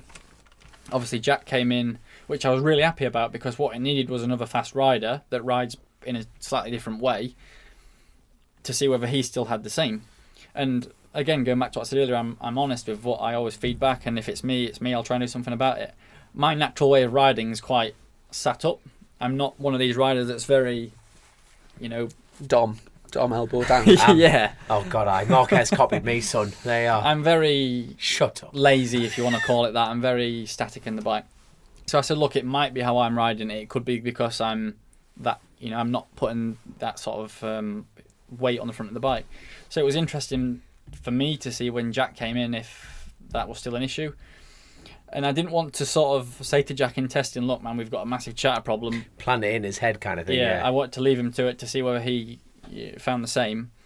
And it's hard in Spain because tracks are different, grips different. You didn't really do the massive long race runs to understand it. And it was only when we got to the first, well, so obviously COVID hit, so the first races were later in the year.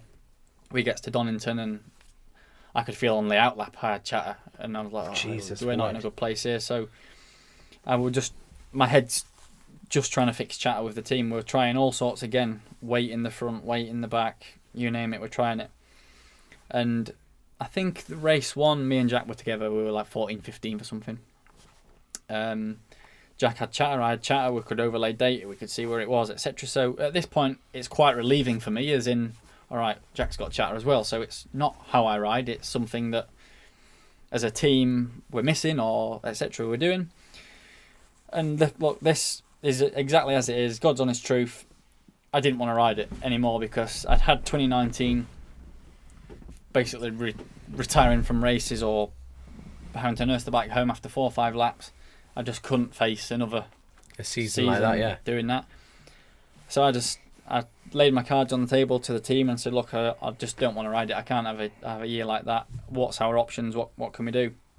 And fair play to them, Rob and Tracy, Chicken, everybody. They said, look, we need to change the manufacturer. We don't know if it's Yamaha that's causing it or something we're doing or whatever. We'll pay you till the end of the year. You can go and ride whatever else you want, as long as you sign to come back with us for 2021. And I was like, play to them, mind. What more can you do than that? You know, it sent goosebumps down my spine. Like, you can't be any fairer. Yeah.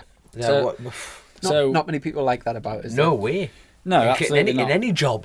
And being honest, you know, me and Rob, we don't see eye to eye over negotiations normally, you know, pre-season, but actually at an event and throughout the year, I get on well with him, and we have a decent time. But so they were really, really good in that they let me go ride for Michael Rutter in the Bathams team, and they continued to, adhere to what was left of the contract, because it was half of COVID anyway. Yeah. As long as you come back and ride for us in 21. So I didn't know what bike that was going to be, but I said, look, I want to be in Superbike, you want to be in Superbike. For you to change manufacturer, I understand you need a commitment from the rider or from me, so I'm happy to do that if you're going to put me in Superbike. So I pretty much signed this letter that they'd made that just said I'll be back in Superbike with them for the following year. And there was a clause that if I didn't adhere to that, I'd have to pay them the money back, etc. But, that's only fair. So, like I say, absolutely fair play to Rob. I can't sing enough praises of him for doing that. Is there any bike at that point that would have put you off? If they said, right, they're going to pick a manufacturer, they rolled in a bike that you thought... Were you involved in that conversation? Was it like, which bike do you think we should get? Slightly. And obviously the Honda link I had as well, so... Strange, because the new Fireblade had come out, Glenn and Andrew were winning straight away on it. Yeah. We'd run into this chatter problem. We were like, well, what manufacturer do you want to go with? And they've got a bit of a connection with Kawasaki through Chris Walker. I had a connection with Honda. Honda was winning. It was like, well, I left it to them. I'd said, what I think, but they chose Honda in the end. So from my point of view, it was quite simple. Just rang Harv. Can you speak to my team? They want to run Hondas. They'd like to discuss any support that they could have, or can you, tell them what parts you use, etc. So they had meetings and made that happen. And they pretty much decided to change to Honda. But what I need to say is, clearly McCams weren't having the problem. It's not a Yamaha problem. There was some frustrations I get from Rob's point of view. He'd ploughed a load of money into the team. We were having this massive chatter problem. They thought it was, Yamaha. It was just a mess, and I didn't want to get too involved in it, because clearly, it was people were getting fraught over it. So the team tried everything they could. I don't think it was a Yamaha problem. I think I don't want to point fingers. Things have changed. Tyres have changed. Feelings have changed. Look at Josh now. I don't know whether that coincided with a change in tyre spec and how the team built the bike, or electronically. We still don't know. But we couldn't get that bike to stop chattering. Yeah. And that was the last of it. And I said, I don't want to ride it anymore. I want to go have fun. I need to get my confidence back. I've been riding this Yamaha for 18 months, and I had no confidence because all I could do was chat. So I said, I need to go to stock. I need to rebuild my confidence and have fun racing again. And maybe if I get some podiums or whatever, I can come back to Superbike with some confidence and we go and have another crack at it. Did you enjoy the Superstock? I absolutely loved it, but to be honest, it took 3 or 4 rounds to get comfortable with that as well. You probably know a bit more than me as well. We had some quite big engine brake issues with Batham's bike, and Michael Rutter was absolutely mint. I must say, Michael was a really good team boss because although as miserable as he can be, he understands from a rider's point of view what you're asking for, what you're feeling, and then he could jump on the bike as well at an airfield and feel it and make changes. So we knew what the issue was. We couldn't get the bike to stop. It was just pushing into corners, and I was losing brakes after 3 or 4 laps. So I knew as soon as I got that sorted that we'd be okay, but it just took a bit longer than what we'd hoped to get it sorted. So they did some airfield work, and I think just for the last round at Brands, they were pretty sure we'd got it sorted. As soon as I went out in FP1, I knew it was better, and finally I could sort of be myself on the bike. And yeah, I wasn't, clearly you could say I wasn't dominating it. I was just in the front, I was just in the mix. But it was so nice to have a race with the same feeling every lap, being able to fight, being able to overtake, have some fun. Danny beat me on the last lap, but I loved it. It was really good. Yeah. So yeah, good memories from that, and it did what it needed to do. It gave me some confidence back, some feel back, some belief back. Relighted the fire a little bit, if you want to call it that, to do it again and move back into Superbike with a clear head. And do you feel like, in hindsight, changing to Honda, are you happy with that? Are you pleased with the move to Honda? I think it was the right thing to do, yeah. Clearly Yamahas are winning, or they're one of the bikes that are winning at the moment. But my package, I believe, there are all the metals there. I think all the spec, all the parts, everything is there. We just need some more time electronically to get throttle feeling correct, and we've still got a small, I'm not going to say issue, a small feeling of chatter, but Josh has got some chatter and other riders are still talking about chatter. So I think now what I have is the normal amount of chatter that other riders are talking about since these new bigger tyres have come in. But my main issue at the moment is throttle feeling. And we did a test at Cadwell Tuesday just gone, where we made a good step with the how the power comes in, and so I'm hoping for another step at Donington again. Yeah. Oh, here's a question: is it true that Honda aren't giving out any support for, like, so you can go buy a Jixer on a race package support, you can go buy a Kawasaki on a race package support, blah blah blah blah? Is it true that Honda, you don't get any help with them whatsoever? I wouldn't. I have no. Yeah, I wouldn't know the full-on ins and outs, yeah, but that's what I've as heard. far as anyway. what I remember, everything is to pay for. It's oh god, there's possibly a discount and parts prices and stuff, but I'm not really in a position to know. No, fair enough. I just thought I'd ask. Yeah. You never know until you ask, do you? You know what All I I mean? could do is pick the phone up to the contact I have it on. If you don't mind, if you could do it right now, while we're live on air, that'd be mint. Have you seen the new CBR 600? No, I haven't. No. Marquez is always Instagramming it. Adam McLean's on one. Is he? Sorry, I've seen Marquez's post on that, and him riding around the go-kart tracks doing whatever he's doing and thrashing it. But did Adam have a good RMI, by the way? That's Adam McLean had an absolute fantastic one. He's riding so well. He broke his is it humerus at the top? Yeah, what Marquez bust, that's a humerus, isn't it?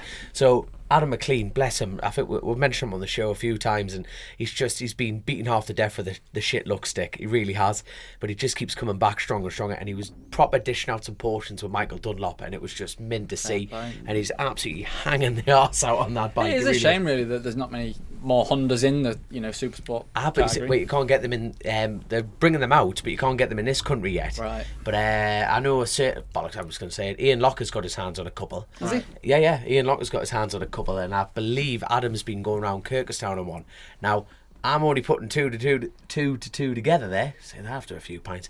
But basically, he's the only one who gets his hands on them, Locker. And there's only a couple in the country, and Adam is absolutely flying around. If you look on his Instagram page.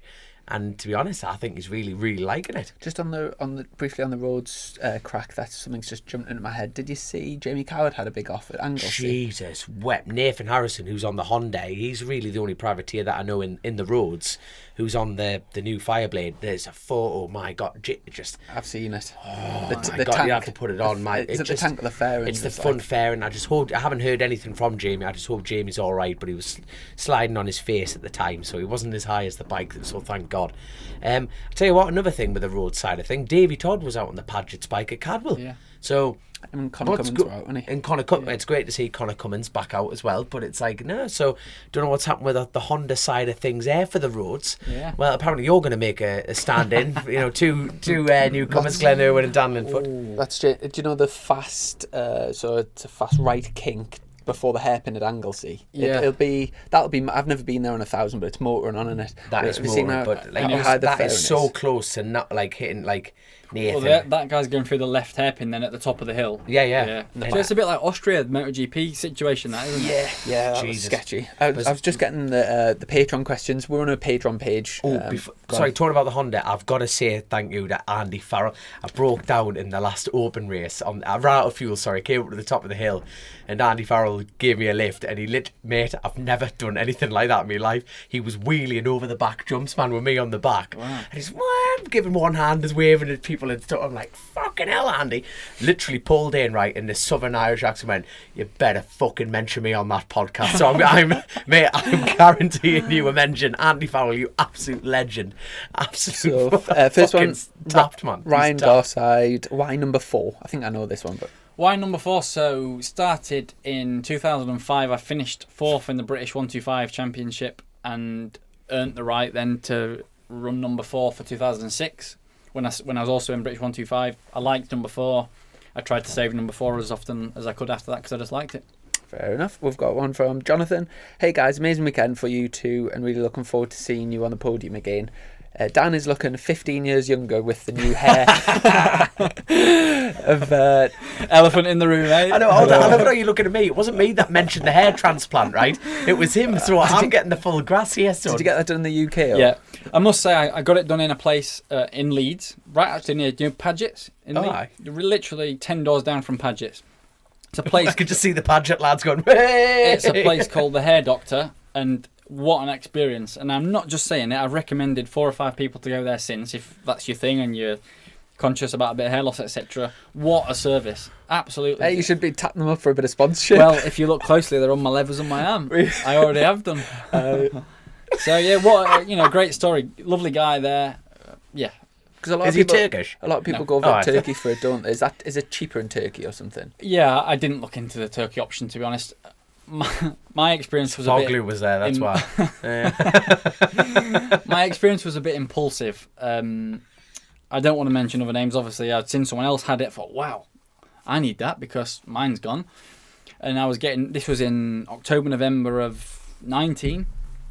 I was getting married in March 2020, so I was like, well, if I'm going to do it, I need to probably do it soon because I want to have a decent photo on the wedding day. Yeah. And I went for a consultation in Leeds on the Monday, and I think I was having it done on the Thursday. Yeah. To be fair, you would never know if you hadn't seen you early. You would never. It was a great time of year because season had just finished, and then the COVID stuff hit, so it was an extended break, if you like. This So is me COVID haircut. so I left the paddock in end of October 19 with disabled hair, I call it, because it looked shocking. And then I turned up in 2020 with full curl, so it was really strange, really. Do they take your hair and like implant Absolutely. it in? They shave your hair off, draw lines where you want your new hairline. They've got like a handheld drill that must extract the follicle, and you sat there for a while. I was laid on my front for 4 hours. They're extracting it out of the back of your head, so it's taken from all around the back of your head, but obviously randomly in an area. And there's loads to go out there because generally your hair's a bit thicker in that area. So they take it out, they get all these, follicles of hair, sort through them, and then literally they just Plant them in your head. they get a scalpel and they just cut thousands of incisions in the front of your head to make your new hairline, and just sit there with tweezers putting each follicle back into your hairline. So you're 4 hours laid on your front while they extract, and you're 4 hours laid on your back while they put them back in. And you've just got like 10 to 14 days, taking care of it, not washing it too aggressively, and waiting for it to grow back. Have you got a discount code for any recommendations? Can definitely sort it out if anybody needs it. Yeah. So get in touch with you if anyone's interested. Hair Doctor in Leeds. Liam Evans, question to all of you. When moving on to a new bike, what's the first areas you focus on to get a good base setting for yourself? That's such a great question. Do you lead on that one, Dan? So first thing. The first thing is comfort. It's like aesthetic comfort. You sat in the seat, you want your handlebars, your levers, your seat pad, your tank. And actually this is really relevant because I struggled with the Fireblade this year for the first tests in 2 or 3 rounds. The seat to tank height is really shallow. Normally a tank is probably that much higher than a seat, and you've got a good area to lock your legs into. The Honda's really, really shallow. You're looking about that much. So I've had to have a tank extender come 3D printed thing slotted in so that I can actually corner, because when I was cornering I couldn't grip the tank with my leg and I was falling off the bike and just generally wasn't comfortable. So the first thing is comfort. A lot of riders have a tailor-made seat pad so that when you're accelerating and you slide back in the seat, you've got some form of foam, holding you in position. And yeah, from there it's a setup that your classes, your base or somewhere you're comfortable with. Obviously with the superbikes you've got electronic setting as well, so you need a throttle that's soft, confident, not too much power delivery, etc. So a few areas to work on, but the first thing is comfort. Yeah, that's good. What about you? For me, obviously that go like the first things that in the garage comfort thing. For me, in terms of a feeling, I need to sort of get that communication between the head, the hand, and the back wheel. And soon as before you get a slide, it's kind of like blind faith.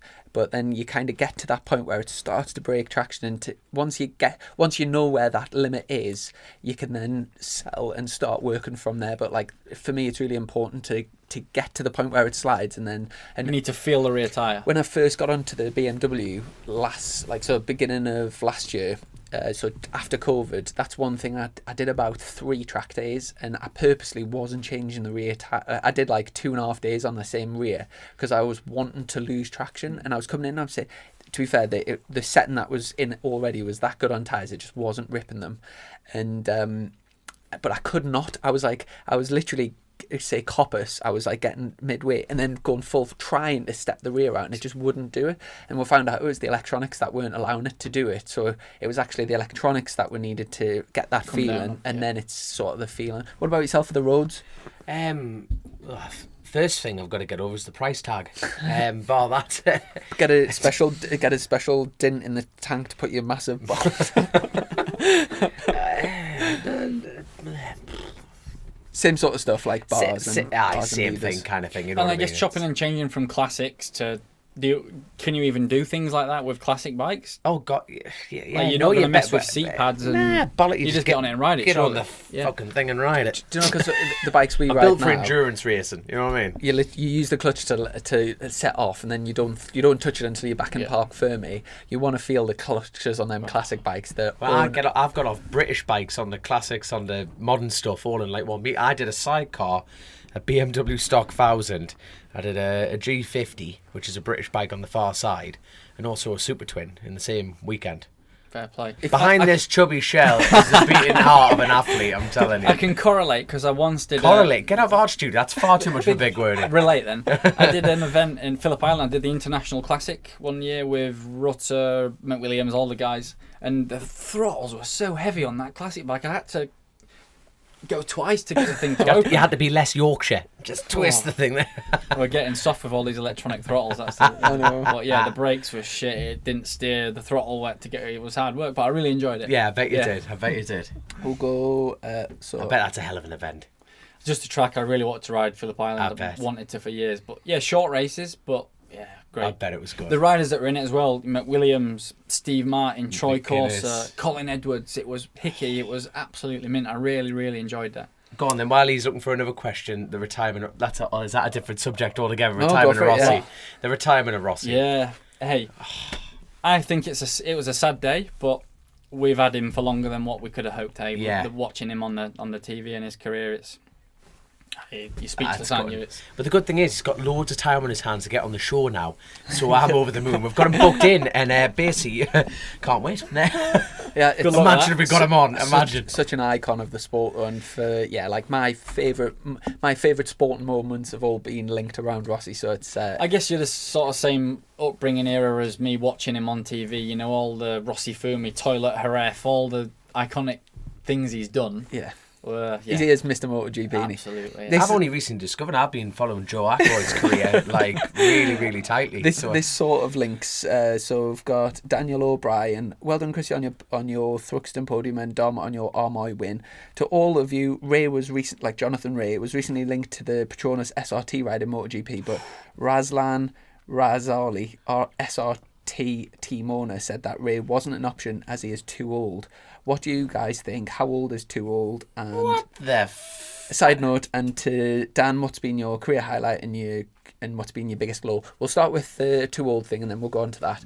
For me, you can see MotoGP team managers are looking for the future of the sport, and they're very often looking at Moto2 as the main route in. And when you look at all of the top guys in MotoGP, if you went back a few years and you said, "Oh, who would you rather have, like Dovi or Joan Mir?" To me, I would be thinking, well, Dovi's like a proven winner. I think I would definitely have Dovi on, where that would have been the wrong decision because Mia's much younger and is clearly the future. And same with like Quartararo, I personally would never have picked Quartararo over like a proven MotoGP race winner, but it's proved to be the right thing. So you can see why they want, like as a team owner, you would want the youngest riders through. But just from a British point of view, I would obviously have loved to have seen Jonathan Rea given an opportunity in a good bike with a proper effort in MotoGP. But I guess we've been lucky to see the greatest World Superbike rider like dominate the sport. Yeah, look, what I think is Johnny's won World Superbike 5 times? Is it six times? 6 times on the bounce. Clearly, he deserves to be in MotoGP from talent, results, etc. All that package. But I guess if you were the MotoGP team guy and you're looking at bringing someone in from Superbike who might need 2-3 years to adjust, you're not going to want to give a guy in mid-30s probably that opportunity, I guess, whereas the Moto2 guys are younger and have already in that Grand Prix way of riding. Yeah. Crutchlow been the biggest success coming from World Superbikes, but if you look at Ben Spies went to World Superbikes, dominated in his first year, which is like, when you think about it, it's almost impossible, and then never really translated to, well, he certainly never dominated MotoGP. He was a strong runner, but he wasn't a championship winner. And same with James Toseland, won World Superbikes, and then I think it's totally different riding the prototype bikes. If you were the team manager, Chrissy, what would you do? SRT team manager, you would definitely be looking at like a young rider coming you agree from with Moto2. that then? You would, wouldn't you? If you got an opportunity to gamble as a team manager, you would go, let's pick someone from below that level and see how they cope. That is the gamble you'd look at it. You're going to say it because we're Brits, but it needs a Brit. Yeah, I would assume it needs a Brit, and there's Jake, Sam. Carl's not probably going to go full time again, so Dorna are desperate for a Brit, and I think they would have loved Jake to have won some races this year, and sort of been where Sam's been. Get Sam in there. I would love to see Sam in, but I think from their point of view, they'll think he's too old. So I think that's the problem that he's got. But I think Sam's got the talent to on a top bike. I would love to see one person out of British now, not Superbikes, any class. Who would you put on that bike? What, in MotoGP? On that ride. What, just for the shits BSB? someone you like, anyone that you just think, fuck it, put him on the bike for the crack. Jason's dominating. No, Jason and Christian are men of the moment. Yeah, probably. Jason is on top of his game at the moment, so he would be the one that you'd be first in line, but realistically, is that ever going to happen now? Yeah, I still vote Ben Tolliday, the back of Supersport there. Get him on the bike. Yeah, get him on the bike. He's a Yorkshireman, Scarborough lad. Get him on the bike. Ben Tolliday all the way. MotoGP team managers are really looking at Moto2 and worse, and sometimes Moto3. Like Jack Miller came straight from Moto3. Like the Pedro Acosta's looking to go that way. Is he? Well, no, he'll be in MotoGP soon, won't he? Yeah. Probably whether it's next year or the year after, he's going that way. So. And that's where they're looking at for sure, Moto2, Moto3. Other questions from Daniel, just very quickly. Biggest high, biggest low? Biggest high, well, probably getting that text from the missus when you're in hospital. Probably last night getting a text from you saying 6:30 you're on. Well, biggest high, the day that kids are born is obviously a high, which the missus is going to want to hear, obviously. Well, my BSB wins clearly will be up there, along with the first one. The wet or probably the second one more so, because I class the first one as a bit of a fluke and riders crashed out, like 7 or 8 guys finished. How can you be peaking with a race that 7 guys finished? I would. But the week after was genuine, and to beat Haslam fair and square was that's hellish, that mind. So that's probably my best result in race. But other things have been great, like doing Suzuka 8 hour and finishing that race, and just some other experiences. Phillip Island Classic, World Supersport podium. There's been loads of different ones, but for different reasons they've all been cool. But probably the BSB win. Doing Goodwood, as daft as it sounds, meeting Valentino at Goodwood was great. You're surrounded by, you've probably done Goodwood. And I haven't, no. I'd love to do it. I'd love to do it. Been as a mechanic, haven't you? Yeah, and drank a lot of beer. It was good crack. There you go. I tell you what, I'm very carefully going to get labelled as a classic rider. I only do that to go to the Isle of Man, right? I'm not the revival. I mean the Festival of Speed. I would love to do it. I want to do every event under the sun. I'm doing Spa. The classic Spa. See, I'm not just a classic rider, right? But no, I'm hopefully doing Spa at the end of the month with Ian Sinclair and. Good track to do. Never done it, but it looks really good track. My God, I hope it does. But the way COVID is and stuff like that, I may have to ice. I don't. My God, It's an event that I want to do. Like I said to you before, you regret the things that you don't do. And if I have to isolate for that long to go do an event that I may never get a chance to do again, I'm doing it. You know what I mean? I'm just going to put Chrissy on the chainsaw and you can earn me money. You only live once, don't you? Well, have you got a biggest low? It would be 2018, the injuries. I was so after winning a couple of races in 17, I was hoping 18 was going to be my year to have a push for the championship. I started off with a podium at Donington and went to Brands, and I crashed in practice. This is quite comical as it happens. I broke my neck in practice, which sounds bad, not very funny.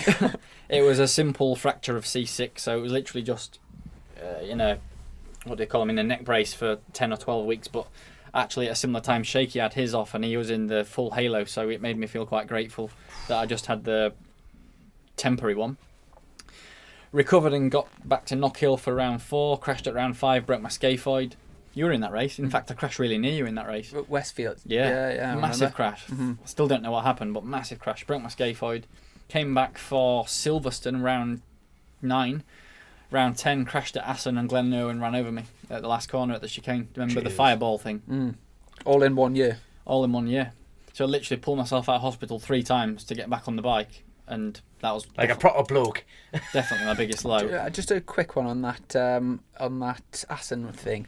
Glenn really went up in my estimations for this. During the race, there was, I don't know if it was your crash, because there was a few on the chicane. I think Tommy Bridewell was involved in one. Taz was in the middle of the track. And this Dean Harrison just skipped him. Yeah, so, and the reason Glenn went up in my estimations is there's been a few times where in races something's happened where somebody's on the track, or there's a bike, you can see a crash is happening, and as a sort of, I guess it's a little bit selfish, to myself, my first concern is always trying to avoid the fallen rider, but in a mad sort of perverted way, you're more interested on you're massively interested on the race itself and the safety, the people behind. Like if somebody crashed in front of me, my first thought would be trying to avoid them, and then I'd be thinking about the next corner. And Glenn, Taz crashed, so there was a crash here, and Glenn's instinctive thing to do, split second, was to get up and start waving his hand so you're accepting that you're going to lose positions and lose time, but to make sure that the safety of one of your riders. And it's, I mean, for people that don't race, people will be thinking, you think that's the obvious thing to do, but that's an instinctively, overdose when you're in a race, it's it goes against what you're there to do. Yeah, and I thought fair play, because to instantly, if your first thought at that speed to instantly think about letting people behind, no, I just thought he was the only person that did it. Or maybe also because the first start of that race was when he ran me over, so he just had an incident there, and then it was the restart that Taz's happened. Okay. So he's maybe like, it's just happened once, quick, get my hand up. But also on that, at Brand's last round, Hickey crashed out of Surtees. Do you remember watching that on TV? And he was laid in the track, and all I did was put my hand up. And it was my throttle hand as well, I think. I can't quite remember, but I put my hand up straight away as soon as I saw Pete in the track. And 3 or 4 guys whizzed past me, but I was just that concerned about Pete being in the track that I had my hand up. So again, I did the same sort of thing, but I think that's only probably because I've been run over twice now. Yeah. And it's not funny, so... But actually, going back to that one at Assen with Glenn, this sounds mental, but I've looked back, I've got the videos and pictures and all sorts of it, but I think I'm lying in the track or sliding in the track, as he's come to hit me as such, I've not really asked him this, and fair play to him, I think he's gassed up rather than just run into me with the front wheel. I think he's actually tried to jump me and burn me and just hit the gas and jumped me a bit. It would be a lot less painful if someone ploughed into you with the brakes on. Oh, and that's exactly my point, is I think he's helped me with injuries in that point, because I didn't actually break anything in that one. I was just muscles ripped and internal shit. But I think if it had hit me off the gas or on the brakes, it'd have been a different story. Yeah. So yeah, we never really had the discussion. He did text me after, saying, "Oh, I really hope you're okay. Clearly, I had nowhere to go. Didn't mean to run you over, but I hope you're okay." So from that point of view, fair play. But yeah, I think him hitting the gas helped the injuries that day. And I've told a few people this story. This is just how bike races work. But bearing in mind, I'd already been in hospital twice that year with a neck fracture and a scaphoid break. And then I had this accident incident where Glenn ran me over. I was convinced I'd broken a pelvis because I just couldn't feel anything in this area, and I'd already broken it 7 years ago or whatever. So I thought, I've done something to my pelvis. I remember being laid in the ambulance, being transferred to Groningen Hospital, whatever it was, and I just said, I'm done with this shit. I'm retired. I'm absolutely just finished, and I'm over. And I got to the hospital and had the scans, and she said, "Oh, haven't broken anything, just muscles." I'm like, Brands is in 2 weeks. That's amazing. How your just how it goes, doesn't it? From worst thing in the world to actually no, we're back on. So the highs and lows of racing, eh? Yeah, it's mint, isn't it? It is mint. And a very last question, but we've actually already covered it, was Lars Christiansen. And in 2006, he won the 250 EC race at Vallelunga. Yeah. Where's Vallelunga, by the way? Rome, Italy. Right. It said, was that really your first race on a 250? Absolutely. We've had that confirmed. Absolutely. I'd not tested the bike at all or even sat on it prior to free practice one. Crazy. But what I would say is, I don't want to talk myself out of it or any sort of injustice, but the European 250 Championship was quite weak. It wasn't stacked with 20 young, soon-to-be Grand Prix riders. Quite a few older 250 riders that were riding 250s because they were fun. There was one fast guy on an Aprilia called Alvaro Molina who did some GP wildcards, and I think he broke down in the race while I was battling with him or something like that. So I'm not going to say I was gifted it. I was already, battling for the lead. Too modest. We'll cut that last bit out. I will edit that out. But yeah, I did win it without sitting on the bike before. And fantastic. Brilliant. Have we missed any main topics or anything you want to quickly mention before we wrap things up? No, absolutely no mention. No, thank you for having me. Like I said, I've watched a lot of your pods and I really admire what you're doing. So long may they continue. Let's get that 116 to 516 or however many more you've got to come. I know you mentioned about getting Harv on. It's very interesting. Like as you've went through your career, you're talking about different team managers, and it's like, oh, what was he like? And it's like pause. Two people that you've instantly said they were mega were Pete Extons and Michael Rutter. Were them the two best sort of team managers you've? Oh, to say a best one is hard because everyone has different. Like a rider, everyone has a different strength. Harv was very factual. He needed facts to make an opinion to move forward in the right way. So Harv was very professional, if you want to call it that. Where some of the others were passionate or a bit up and down or harder to get on with, or a lot of different characters. So to pick a best is hard because they were all a whole lot of different pros and cons, and obviously during a season which was going better or worse as well. But here's a good one. If you were going to go into team management, who would you base yourself off? Who would you like to be most like? Good question. Very good question. Yeah, Rutter was good. Pete Extons was good. So they're the two that I think... In the middle. You're trying to mould yourself off them too. Yeah, but probably with pros of others along the way. I like the Harv factual stuff, very professional. And to be honest, I think it's a role that I would quite suit one day as well. I've been around a long time now, even though I'm only 30, I'll not say 33. Yeah, I've got a lot of experience, and whenever it does come to a stop one day, I would like to still be involved in it. But I'll want to race for X amount of years more yet. So good man. Well, we've had plenty of plugs along the way. So we've got Woodcourt Events, iBuyAnyBike.com, the Sweets business. Have we got any more? Well, do you sell any merchandise or anything like that? Do you know what? Actually, no, I don't. I had a little play with it over COVID last year with a bit of a website, but as great as it is, I had friends and family that buy shirts and caps, and then when that dries up, you struggle to sell it to I'm not a big enough name like Hickey or whatever yet to really sell in bulk, so I don't really buy into stuff like that, to be fair, but fair play to the guys that do. Mm-hmm. Thanks for any followers out there that are a fan of me. I will try and get back to some podium performing results soon. Just need a little bit more time, I hope. And what's your Instagram handle? Come on, what's the Twitter, Facebook? Just my name, just Dan Linfoot. There we are, straight up the bat there. Dan There we Linfoot. go. Grand, absolutely grand.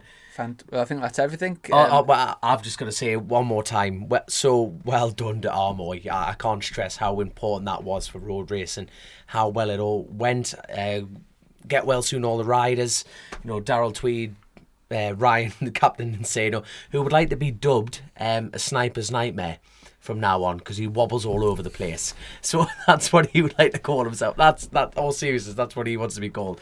But no, honestly, I really can't stress how important that event went and went well. So fair play to everyone. Fair play. Brilliant. And Probably maybe a quick one, obviously, for Brad Jones, who's recovering at this point. Of course, yeah. There was another update the other day, wasn't there, that he's had some surgeries, I think, on his pelvis and chest, and they're looking at bringing him out of sedation soon. So it was great to see the unity in the British Superbike paddock and like how sort of popular he is. I think every single person in the paddock was running the Keep Sticker. Fighting Brad sticker, yeah. And we obviously send our best wishes. And this podcast is going to go out in a couple of days' time. So next we've got 2 back-to-back BSBs coming up. First one is at Donington National, and straight after next week's Cadwell Park. 2 of the best tracks in the country for spectating, so really hope to see plenty of fans there trackside. And the racing this year in all the classes is like ridiculously good, so you'll have a fantastic weekend. Any road racing? Well, the only one that's really left is obviously you've got Macau, but the Gold Cup, we don't know where we are with the Gold Cup at the moment. Aberdeen Park's on next weekend, isn't it? This weekend is it? It's happening this weekend. So, but no, as far as that, fingers crossed for the Gold Cup, because everyone wants to go out and watch a proper sport. So there you go. And do you know the iBuyAnyBikes.com? Do you sell bikes? yeah, So is that the name's a little bit misleading. It isn't literally that we will buy absolutely any bike. It's that we're looking to buy bikes, obviously, to sell on. So we're actually going to maybe have a bit of a name change over winter just to suit what we're doing a little bit more. Yeah. And obviously there's a bit of a reference with the We Buy Any Bike, which has different opinions, shall we say. So, yeah, the current business name is iBuyAnyBike.com, but we may be rebranding soon. Cool. Essentially, it's just a small dealership. right? Yeah, have a look for some stock. You know, we're only low numbers. We stock sort of 30 bikes at the moment. And as years go on, looking obviously to increase that. So, yeah. Yeah, fantastic. Fantastic. Well, Good luck. Look forward to getting you back on the show sometime soon, and best of luck for the next couple of rounds. Take care, and big thanks to our sponsor, Colchester Kawasaki, and obviously all of our patrons. And look forward to catching up soon. Cheers. Awesome. Cheers, Dan. Thank you. Click, buy, deliver. With remote purchasing from the 2-time Motorcycle News Dealer of the Year, Colchester Kawasaki. Proud sponsors of Chasing the Racing.